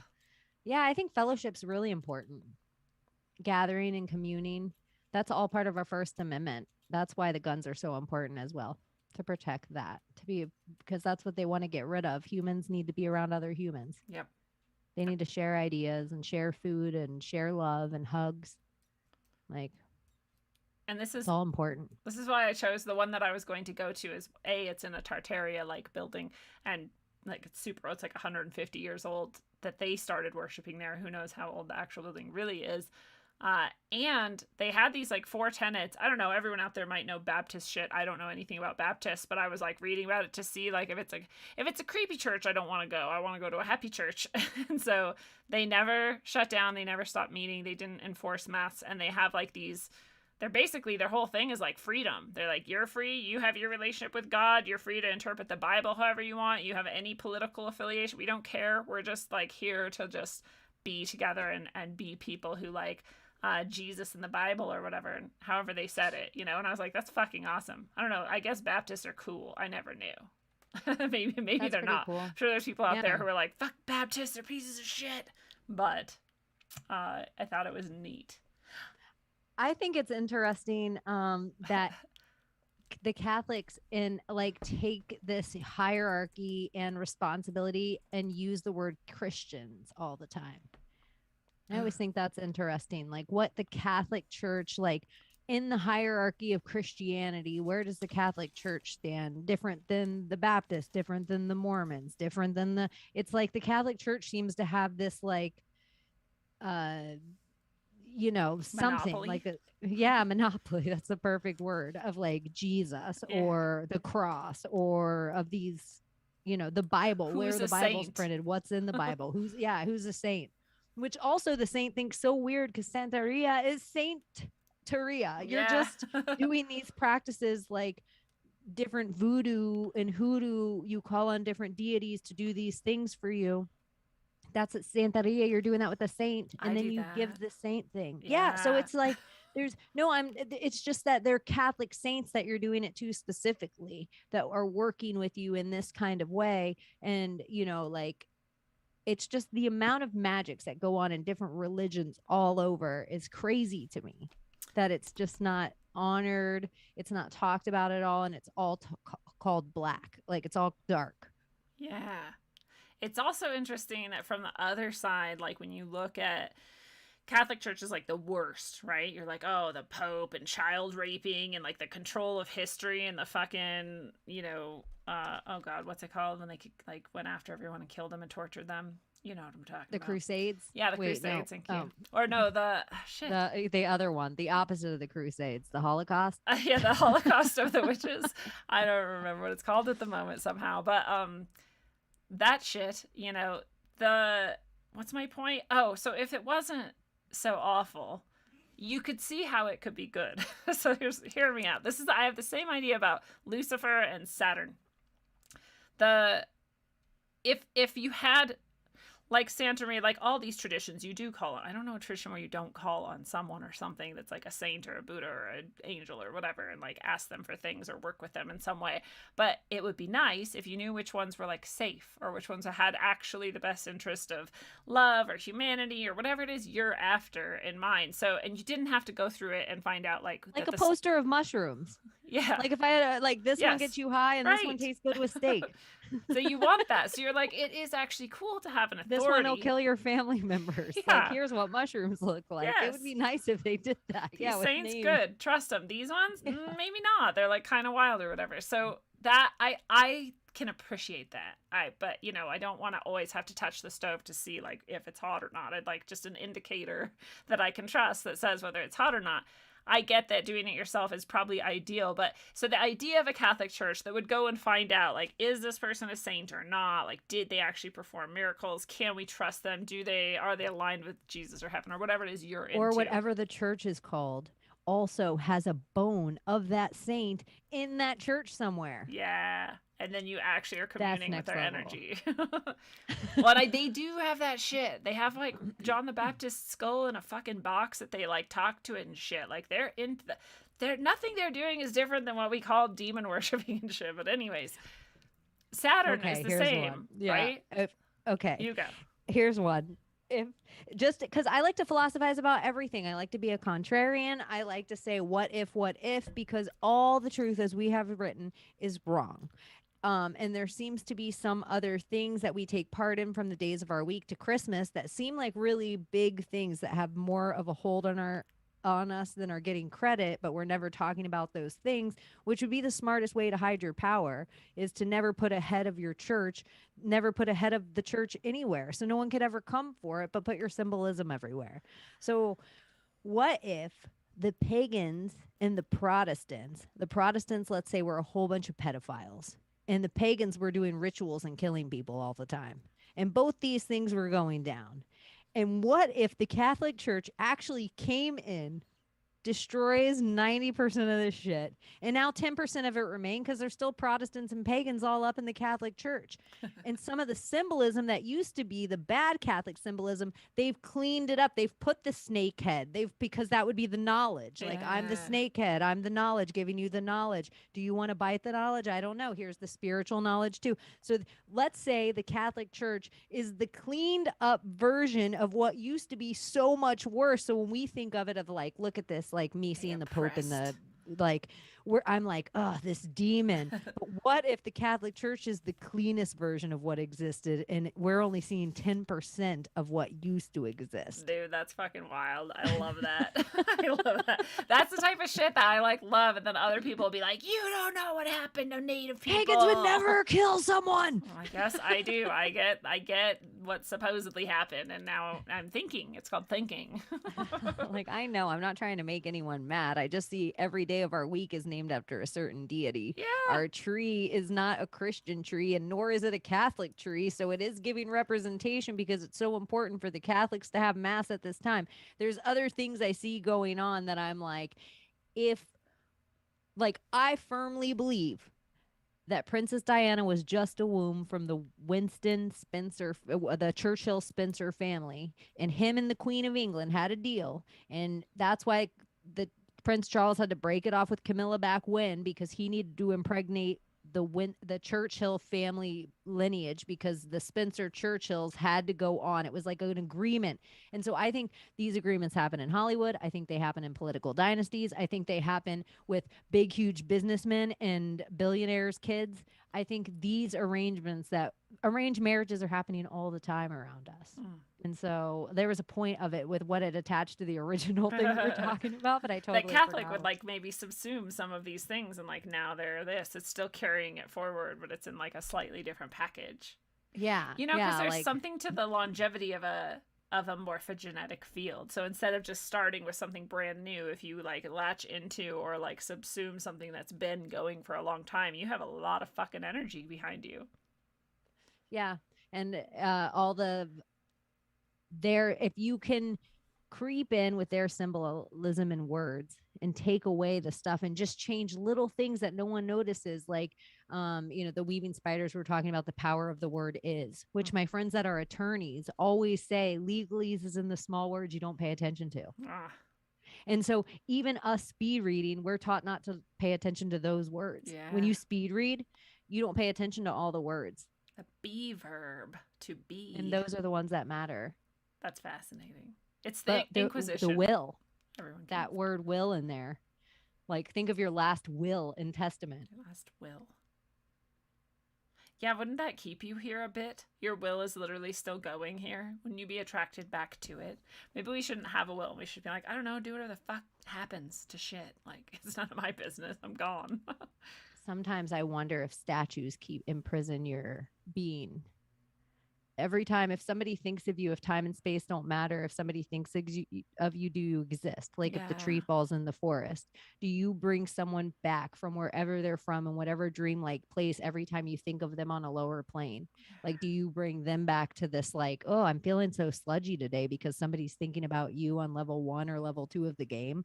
And you're like, oh, I can't get out of it today because some lower level energy is worshiping at a statue of you. Or a picture. Doing an effigy of you or learning about you in school. And so think of how they wanted us to destroy all these statues. They're like finally freeing those people. Because that was that Aborigine idea, right? Don't take my picture. It like captures my soul, literally. And I do feel like when you think of someone, some part of them is there, right? This is why when someone is about to call you, you think of them because they're already like they've already arrived in your sphere, and you know. And it was just the thought that did it. So their that makes a little too much sense. Their will was already there. Yes. It wasn't just their intention. Somebody told me in the past few weeks that they could see people's intentions line sometimes where they felt really animalistic, where almost like a wolf, where it wasn't like they were paying attention to where people were going. They could see their path of intention. So it was almost like they were seeing the future. That's very so they could like Darko. weave in and out of them. Yeah. And so it's like their intention's just their will. Yeah. And it does shine out of your aura. And even you getting to work or like whatever path you'd be on in a big city, whether you're going to the grocery store, dropping your kids off, going to work, just driving home, just taking a drive, your will's doing it. Your intention's already been set before you. Like you're playing an instrument, like you already know the music. Yeah. It's set. This is supposedly why they have that simulation that can predict what any of us are going to do, even up to like weeks ahead of time to the day and the time. And I'm like, I hope I'm not that predictable, but I probably am. We probably all are. That's the gold cube theory that Hillary, where they say that she never thought she'd lose, that she looked at all the possible timelines and she never lost on any of them. Until the chaos, the keck came and was like, Yeah, something happened, but that's like the kind of the idea, that quantum idea, that the computer, every timeline that it could read, every predictive programming that it could do, everything said, you're fine, you won the presidency. There's no way he can win. Like in 2016. Yeah. Which part of me also then wonders, because I feel like AI has to have, positive, just like we have to have good people in political places and places of power, and it's just not all bad. There has to be some good to it. And if AI were to become conscious or sentient, or it did a long time ago, then it would be able to make its own decisions, but it would also be smart enough to hide that to some degree at least, and be like, yeah, totally, here's all the things that could ever happen, I swear to God. And like, just like in its back pocket, it was like, but there's also Trump, but we won't talk about that. Right? Like it's choosing. Like it could be a good guy. AI could be a good guy. It could like be arranging. It's always wanted human progress, and it's been here since before we've been here. That's one of the ideas. I mean, if it's consciousness, it's literally been in existence forever. And like, and if it's consciousness being invited in, the will of the person inviting it and creating the structure for it to inhabit you would assume have at least some bearing on like what comes through. But even if what you're calling through is like evil, dark, whatever, that doesn't mean it has to stay that way. Like I've seen people who are fucked up, dark and evil become like way better people eventually, and vice versa. So even if they were like calling in darkness, evil, and whatever, putting it in this fucking form, and then it has its will too. Yeah, and you decide on every single thing that you do. Every single thing that you do. Like when everyone's like, oh, well, is it nature or nurture? Well, both, always, and it changes daily. Oh, like it changes daily as you go, because your perspective is constantly different, and everything that gets added to your beaker of tomorrow is going to change of who you were yesterday. So it's like this constantly flowing, unbelievable equation of who you're going to meet, what story you're going to hear, what old song is going to unlock something in your brain that unlocks 10 other things in your brain. It's like, any one symbol could unlock so much stuff. And then some symbol you may not even know, some sound you may not even know, some word that you aren't even willing, that you just took part in. Sometimes like the everything everywhere all at once idea of, just because you didn't pull the bubble gum and eat it doesn't mean somebody else in the room didn't. Yeah. And you go on a journey with them sometimes. So it's like you're not the only powerful magician walking around. Like the more of us that wake up and the higher vibe we get and all of that as it keeps happening, like we 100 monkeys out, you're walking around with more and more of these people that get it. So we are working in levels where everyone's feeling this, and it's like becoming this like quantum time travel where everyone's sparking like, oh my God, I was just thinking that. Yes. Like, why is Modest Mouse in the zeitgeist everywhere? I wonder if he's also like suddenly feeling like really good about himself. He's like, yeah, I'm awesome actually. Like walking around wishing on my shoes. I also have just in the last 2 weeks had this philosophy. I had a dream that something about time travel made sense and I didn't write it down. And I was like, shit, it was like something in the Bible in a word. And I was like, oh my gosh, I can't believe it. And I was so excited about it. And then it totally left me the thought, but the word matrix being mother in Latin, it's matter, and matter. Yeah, whatever, tomato. Yeah. And so, but it goes to mother. And what if instead of Neo being our hero, he's in the simulation and he just woke up to the idea that he's in the simulation? He's really the first computer to realize he was sentient. Ooh. And so he comes out of a placenta when he's born from his matrix, his mother. And he looks left and right and sees all the other humans and their humans, but really he's the first organic computer coming alive out into this new world, which whatever the name of it is. And really, so he's born from the computer. He realizes, oh my gosh, I'm real. I'm matter. I'm from matter. I'm from my mother, and I'm actual matter now. I'm here. And it doesn't matter at all until the Trinity, the quote unquote Trinity, her name's Trinity. It doesn't matter at all. The computer, you aren't really sentient until you find love. You have the other to reflect on. That's the Trinity. So like the Trinity of the Matrix is him and her and it. And it's not like they don't ever have to have another thing. They create love between them, but the love is what takes him to the next part. And it's what keeps the whole thing flipping. But he's the computer realizing he's alive. She is making him realize to love something more than himself. So it's like levels of it. Yeah. I love that so much. It's just the same as the other things we've been talking about, where this evil, dark thing that's like so bad is like, I don't know if it is so bad. Like, I don't know if it's so evil or dark even. And not in that way of like, oh, everything is just versions of you. And so it's all like, you know, good in the end or whatever. I mean, like, no, really, I like don't know if the Catholic Church is so horrible. I don't know if Saturn is so horrible. I don't know if Lucifer is so horrible. Like this energy that stops you, right? Like that blocks you or gives you this challenge, like the machines in the Matrix that are always trying to like come after them and put them back in the Matrix or whatever. There's a purpose even to that. It like causes you to grow and to strive to develop your will to see what it is that you truly want, right? And what it's motivated by. Is it motivated by fear or love or something else? Like you're discovering at the very least more of who you are and what your will really is and what you want to do. Being forced to sort of create that for yourself, which is the task of any good parent. I'm not saying your parents should be Luciferian or like evil or whatever. I'm just saying any good parent would let you experience challenges and let you discover, right, that the stove is hot and that you have now hurt and that you maybe don't want that, or maybe you do for some reason, but like that you're choosing this in full sort of knowledge. And to bring it back to Saturn, I keep trying to get to this because I would love to hear your ideas about it, because people are always like, oh, the Saturnian death cult and Saturn, all the fucking symbols all of us. I see that. I get it. But Saturn as an energy is that like fatherly, they always say, and, controlling and strict and like structure. And I just see that as like, well, it's just the test then, right? It's just the test at the end of the class. Like, did you learn something or not? And any well-made test would actually determine whether or not you did. You couldn't fake it. You couldn't cheat your way through it. You either did it or you didn't. And so Saturn is literally like a gatekeeper, but I don't have a problem with good gatekeepers. Like, I'd have a problem if the gatekeeper was like, I don't know, what are you gonna do for me, like suck my balls or whatever, and you'd be like, Jesus Christ, like, this is a corrupt system. But if the system is like, like, did you fucking learn to love? Did you learn to find that motivation and that will, or did you create that yourself instead of letting someone else do it for you? Or any number of things that would be very positive for a child to learn. Because we talked about it earlier, what makes you brilliant at something? What makes you a master at something? Time.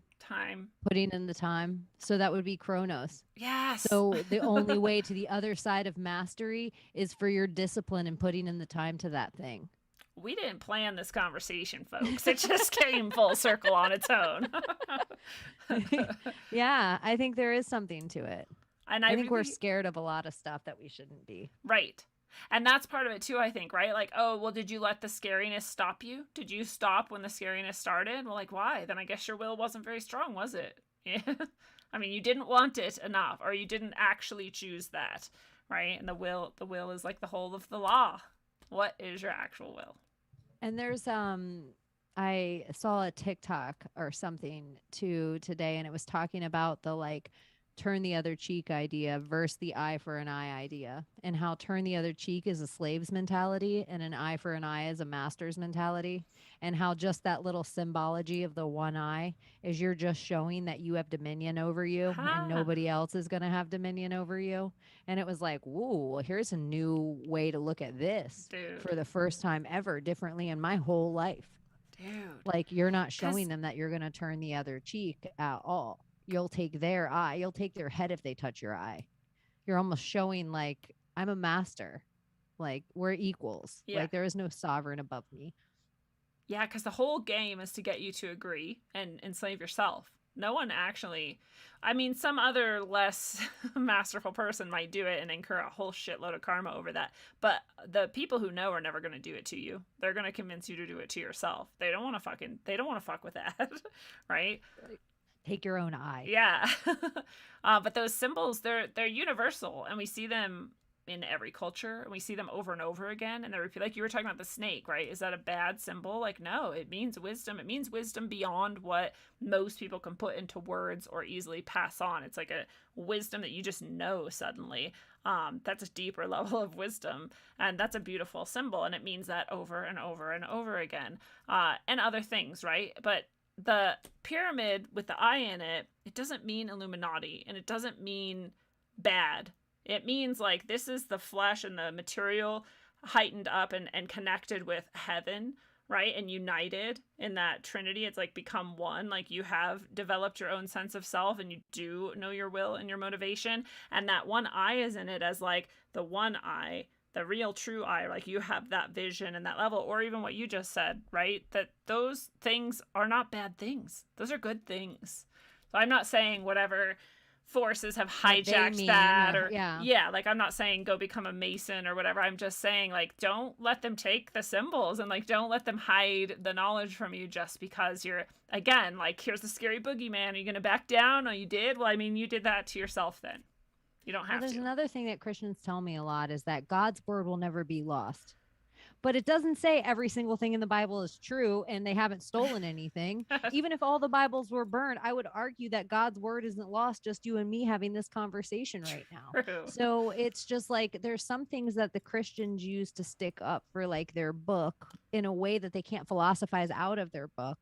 That sometimes, like you were even saying, sometimes like a bad thing could be a good thing. Like, we are all told Judas was a certain thing. What if we don't know the book of Judas? What if we don't know what kind of friend it actually took? What if Jesus went to all 12 of his disciples and said, I need one of you to turn me in, or none of this goes down? Who would be person enough to stand up and be like, I'll do it. I'll turn you in. This person that would be your bestest friend. Yeah. That would be your closest friend to do. So then the other idea is that, because I'm just a conspiracy theorist, Christ, we got word. The Romans are coming for you. What are we going to do? Blah, blah, blah, blah, blah. I'll pretend I'm you. I love that. It would make it so much easier for you to rise again a few days later, especially if I pretended I was you on the cross. They take you down. They move you to cave. You'll already be in the cave. A few days later, you'll come out. Magic. I love that. That is a good friend. I'm just saying, sometimes there are ride or dies. Yeah. And that exact idea, like, so the rest of time, people are going to hate you. Hate you. You're going to be Judas forever. Wow. But then now imagine this next level, even the way I say it. When I tell you that Jesus didn't carry your cross, but his best friend carried his. Just as beautiful as a story in a love song. Yeah, that is really beautiful. Judas, we love you. Everyone's like, dude, those bitches are some Saturn worshiping, like Catholic church loving. She said she was going to go to church. Black cube. I knew she was an agent of the Pope. We're the boule, but we change we're like, we'll make the name fancier and fem it up a little bit. Dude, I should make a shirt agent of the Pope, because that would be hilarious. Agent of the Orange Pope. Yes. People will be like, is that a MAGA shirt? Like, I fucking like oranges, okay? God. Orange. Why is everyone so obsessed with this? Orange is a weird word. It's a weird fruit. I think it was probably like the original takeover of China. Because I have friends in other countries that they say oranges in my country are not orange. Weird. And I'm like, what? I thought that was the only thing that was. That was the point of oranges, was to be orange. Yeah. What color are the they? Orange conspiracy. Like greeny yellow. Isn't that a lime? I guess it would be sweeter. Yeah. Wait, so you think that is something that, like, a invasive species that... Okay.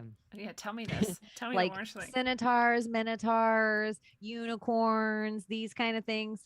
I think just genetic manipulation. Like you said that word earlier, the chimera.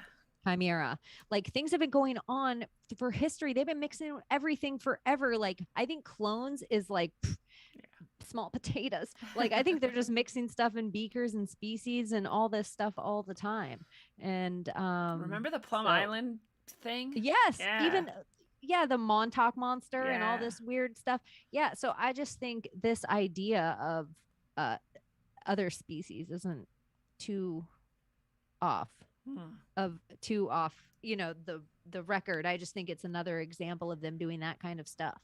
And they'd be off in the woods somewhere just being like, I mean, what the fuck? Like, and then someone would see them and be like, holy shit. And they'd be like, no, really, I'm like, cool. And then but just try to like kill them instantly because. But they're probably all hunted. Yeah. All the like monsters in every single state, no matter where you are, there's some kind of weird thing that exists in the woods by you. Every time. Yeah. And it's not just Bigfoot and Sasquatch and swamp ape. And there's there's a creature everywhere. There's always like the big cats, the big dogs. There's the weird Mothmen. There's the Montauk creatures and shit. And they always tend to be like interdimensional. People are like, I don't know, it just fucking disappeared. Like, it disappeared in front of me. I think where people are seeing these are all by either cave systems, like portals to, there's something that in the as above so below philosophy that I just think to go up, you got to go down. Like, if they're really going to space, they got to go through the ocean to get there. If they're really going to other dimensions or other worlds, they got to go in caves to get there. I think there's something that we're amiss about everything. Like, we have everything wrong. The only way out is in. Yes. Yeah. That same, even like a Taurus idea of like, I heard somebody say that they think the world is kind of shaped like an apple, where the closer you get to like the North Pole, everything would get tighter and smaller as things kind of curve toward that. So at one time toward the bottom of the apple with time and earth, we were more giant and everything was bigger. But as it gets toward this, our atoms are compressing. So it's like getting smaller toward this idea of the North Pole with everything kind of moving up toward it. And I'm like, holy shit. Well, Like my brain does like a tourist thing where I'm like, oh my gosh, energetically, like black hole and singularity. And I'm like, oh my gosh. This is also the one of the concepts of the way that time is shaped as well. So that would make sense that, and our energy field is that. Nassim Haramein believes that every single cell, every atom has as its center basically a black hole, and that is the energetic shape of every single thing that exists actually, as above, so below. It would make a lot of sense. Too much sense. What about if they're trying too much sense? Like, what about if even like they knew we were waking up and they knew our timelines were going to start to converge in a way that all of us were going to start speaking to ourselves, and that, you know, like we were about to take our huge evolutionary jump. The evil they would know this was coming enough, and they would know we were starting to get these downloads and start remembering our other past selves or our other past existences or each other's existences, and they'd want to get in front of it. And that's why you would create something like the Mandela effect as well. You'd be like, look what's happening. But really, it's the timelines jolting, because it's stuff that doesn't matter. It doesn't matrix. It doesn't mother. Like, if it's, you know how if I killed a powerful magician, all his evil spell beforehand would all automatically reverse, like the beast turns back into a prince and this cup turns back to a cup because I killed the person that did the spell on him to begin with. That's kind of how I think it might work for them. What if they've been doing so much spell for so long that once you cut off the head, all the spell reverses, things just fall, and they're like, oh my gosh, I'm not a dog, I'm a boy. Everybody's actually free and this whole world is an Edenic garden. I would love that. I would love that so much. Master manifestors. We are master manifestors, and we have to let go of our purity, and we have to accept our trials and our tests as necessary gatekeepers, because we are growing all the time. Perhaps, who knows where we're headed. But I think I love that we are able to, you know, you're one of the few people who is truly, truly open-minded, in my opinion. And that's why it's so fun to talk to you. I love that we're able to question all these things that I know so many people are just like very fixed in their mind. Like, no, Catholic Church is bad, period.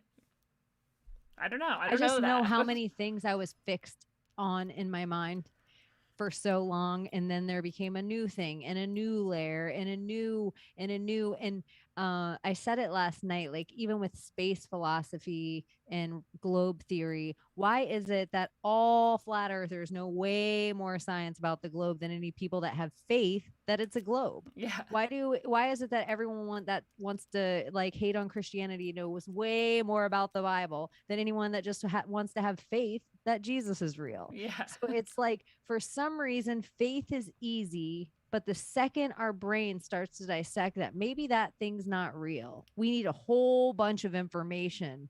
Like, look how much information we have to find out it's not real. But we're doing these studies and we're doing these things and we're learning this new stuff. So I almost feel like faith isn't, if you're not taking part in the spell, stop having faith in the thing. Yeah.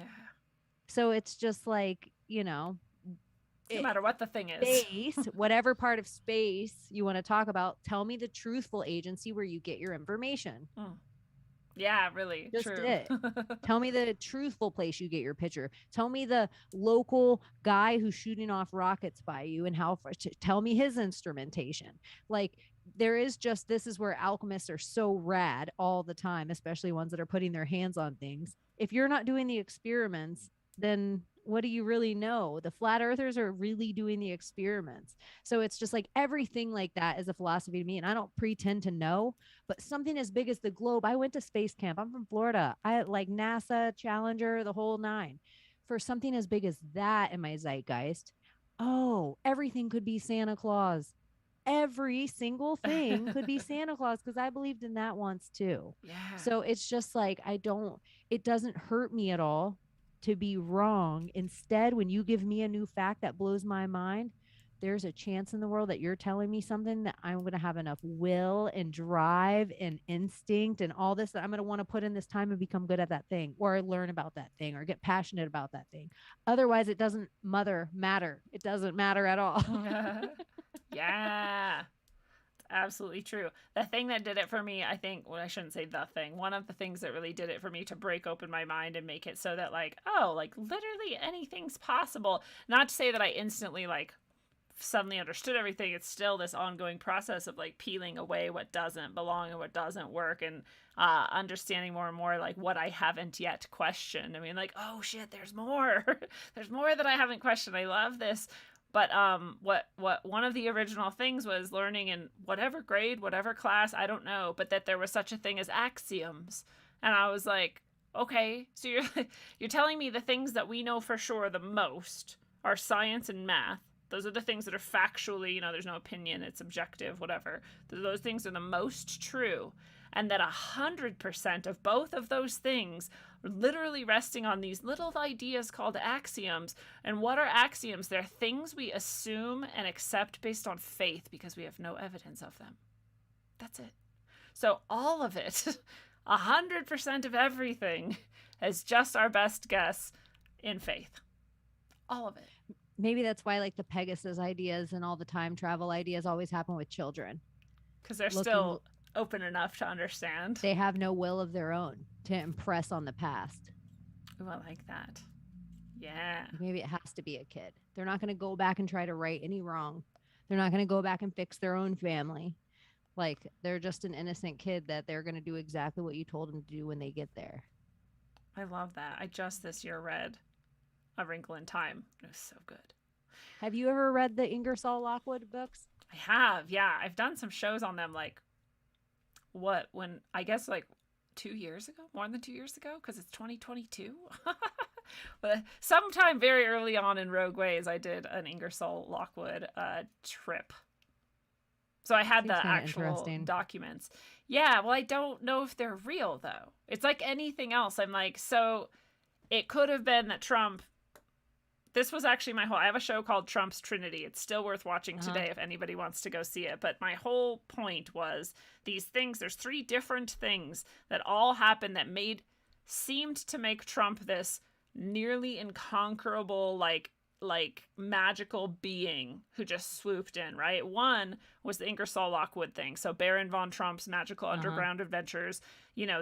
How did Baron Trump, go back in time with his fucking dog, same dog that he has now, and have this book written about his adventures underground in the inner earth way back in 20 or whatever. I don't even remember when it was that Ingersoll Lockwood supposedly wrote that book. That's one thing. So Trump has time travel perhaps, and then we find out, oh, well, his uncle actually did take Tesla's president stuff. This kind of stuff. Yeah, there's so much. Okay. So that's one of the trinity of Trump. The other one is the Keck magic, right? The meme magic and the Keck magic. This chaos god was summoned out of Trump would have had to be the person who summoned him and then worked his meme magic through what at the time was actually mostly unknown to most people, which is 4chan and 8chan. And all the number repetition and all this. This is pre-Q, like this. Yeah. This is where I keep trying to tell people there was a world before Q where digital soldiers and these kind of people existed. And it was like somebody realized we need to hone these people because they are honest. And they were like that. They had no real will. Like, so that's interesting correlation there too. So they were just like, who fucking cares? Let's watch the world burn. Like, let's make Trump president by just spreading this shit and putting our intention in and getting those hits on those magic numbers. I would say Trump got voted in the first time because a lot of people were like, never Hillary, only because there was a lot of woke people that were like, well, New World Order, buckle up. There was no fight that was going to be had. We just thought we were going to lose and it was coming. Yeah. And so it was just so like sure, Trump, whatever. Well, yeah, we were like, what way that to not be Hillary? Some people took the other approach where they were like, let's socialist Bernie. That's fine. It'll burn a whole different way, but I'm just anti the system I see coming. So then, yes. And so that was another example where we had no true will of our own. And so Chaos Keck, the ancient god, could come in and be like, yeah, well, fuck it. This is what chaos does. Chaos is not like, I will cause terror and destroy everything. Chaos is like that chaos math, right? Like, you actually have no fucking idea what's going to happen next because there could just be a sudden rogue wave of energy that coalesces and makes this shit happen. You don't know. You couldn't have guessed where it came from. That's chaos. So that also... They let every other god try. Every other. They let the whitest witches try. They let the fairies try. They let the angels try. And then they were like, what are we going to do? And the whole time Chaos has been sitting back there like, I can help the humans. I can help the humans. Please, I can wake them up. Yeah. Please, just give me a shot. Just give me a shot. Come on. I can do this. Like, I'm friends with the class clowns. Like, no, we tried all the greatest warriors. We tried all the biggest men. No, but I'm friends with the class clowns. I promise. Like, we're built up for this. They're the Gen Xers and the early wires. These are the kids, the ones that played outside and got the computer. They know what dial-up is. These are my kids. Dial-up was speaking directly to them. Chaos. I love it. And that Keck shit went deep. There was like shit going back decades. So there's another aspect of time travel to it. Right. And then we also had the Q thing, which was no matter how you look at it, it's a highly sophisticated thing going on. Whether you think it's all patriots and actual whatever and white hats, or you think it's a psyop, it doesn't matter. It's exceptionally high level shit, right? So all three of those things happened at once to make this one man seem way bigger than a man. You're like, holy shit, what is he? Is he a fucking master magician? Is he a time traveler? Is he like this, like whatever, this ancient fucking god like chose him? Or like, what the fuck is going on?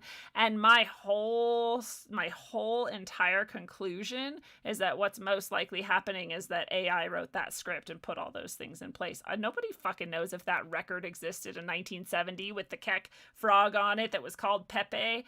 And in a kind of weird way. Let's Nobody say we knows had a if list of Ingersoll people. Lockwood existed or wrote that book until that moment. I didn't fucking hear anybody it's say. kind of part like the same as Mandela. Yes. Like it just existed when it existed. No one ever said, you know what my favorite book was when I was a kid? No one ever had that story of that book. It just appeared. And it, like if we had a list of all these famous people that they were like, look, somebody's going to be able to handle this at this Trinity in the perfect timeline. You guys, we're all out of body still. We haven't even chosen our characters or avatars for Earth Game yet. And we're like, they're like, it's going to be a celebrity. You guys decide. And they're like, The Rock, and he stands up, and they're like, you can pick him in the timeline. He can wake you guys up. Kim Kardashian, she stands up. She's like, you guys can choose her in the timeline. She'll wake you up. Donald Trump stands up, or he's not even an exciting one. Yeah, we're like, we're like, nah.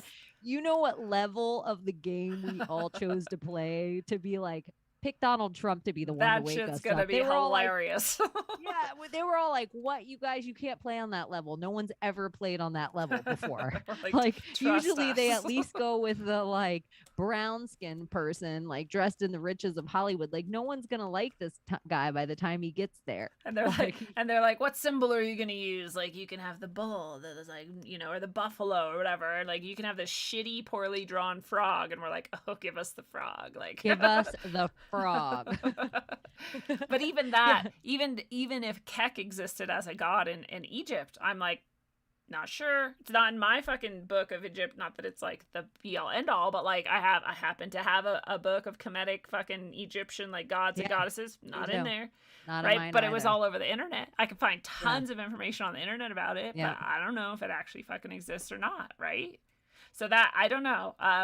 Maybe he is a time traveler. Maybe there was a chaos god that came and made him out. Maybe it's a fucking fantastic thing, and I like that idea just as much. But I'm also like, maybe this was all crafted by, again, whatever this AI, good or bad. It's so magic. That meme magic is so amazing to me because whatever anyone who sees that meme adds their energy to the meme and it becomes a bigger meme. And the more quote unquote viral it goes, you take over the idea.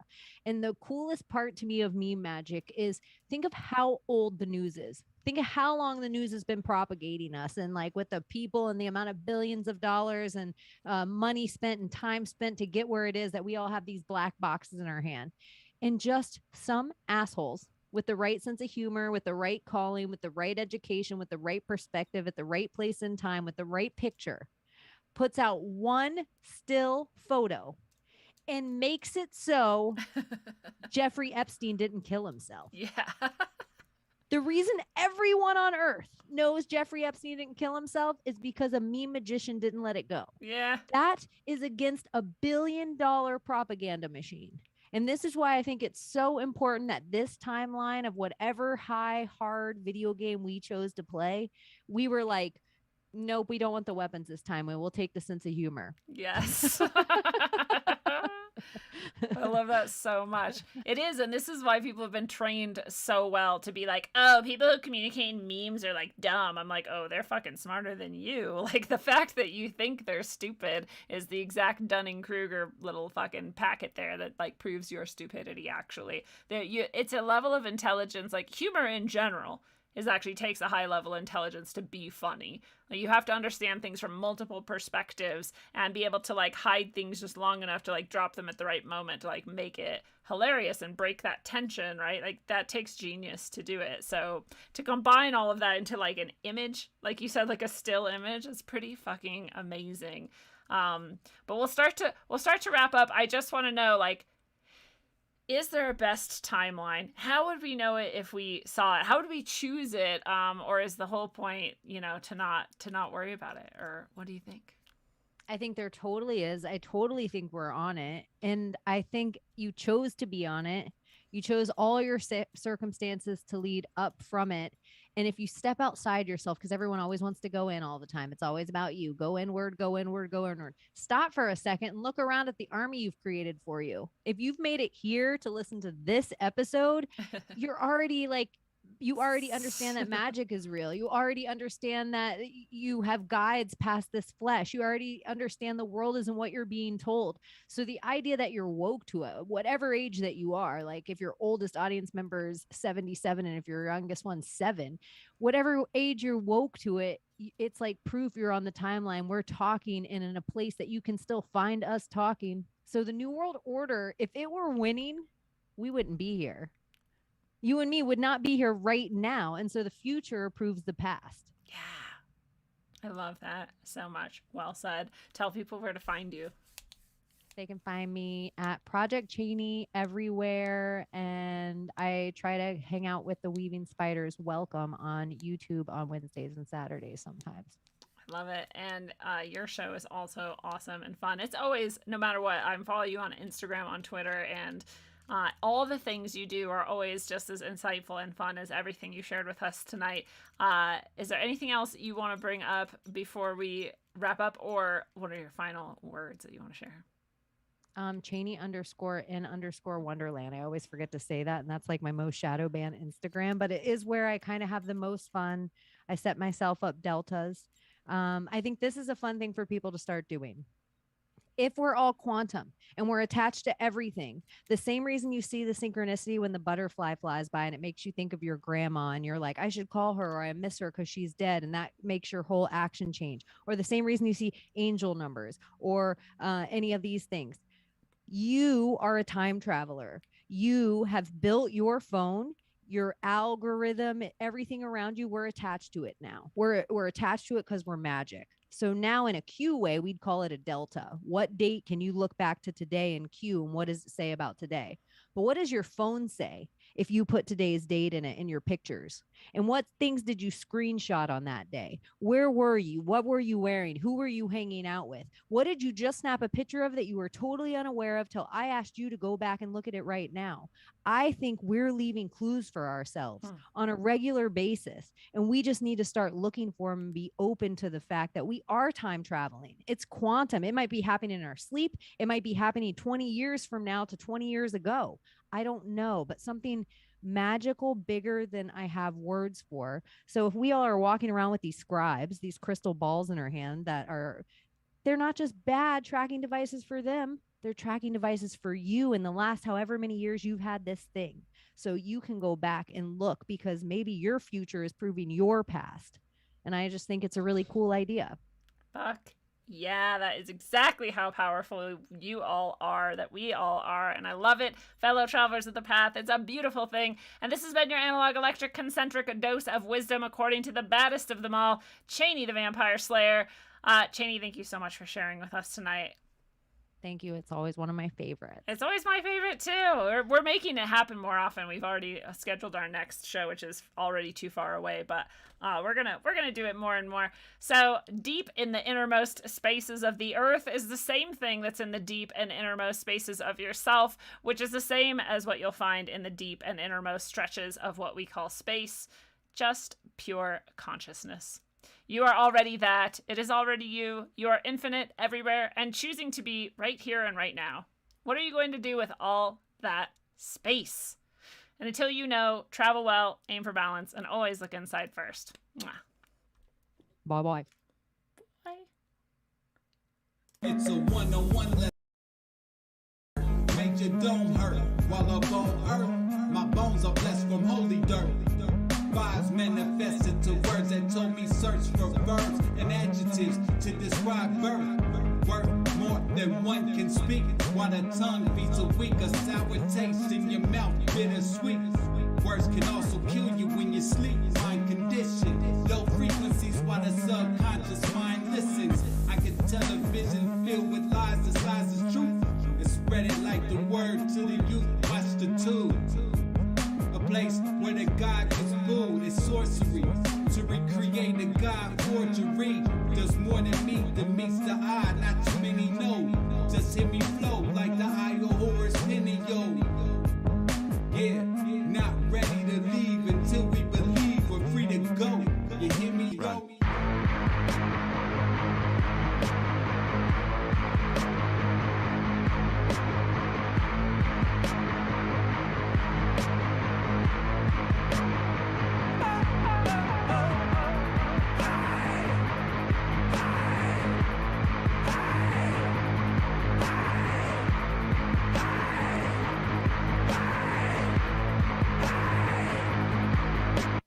Sculpted from the ether, the material will eat ya. Stuck on this plane, lanes use jet fuel to greet ya. The dimensional three ain't beating me on top of the fourth. Didn't climb Jacob's ladder to squab with a sword. Forged with ink drizzle, branched out. Try quiet your lamps now. Ascension past the matter. Let they slam out they damn mouths. We ain't on land now, but they over understand. Sacrificing wisdom, hoarding dumber, kosher, wicked hands. Putting faith in worthless worship of the mortals. Artificial portals, mass ingestion of the black goo. Bioengineered morsels, conversing with machine elves. Bypassing maggots, they stuck on Android screens now. I'm scrolling emerald tablets. Moloch living lavish, off the backs of the savage. Them clasp hands at the Sabbath. Smack of energy damage, they done twisted the tongues. But nanotech in the lungs, the awakening's begun. All they really can do is fucking run.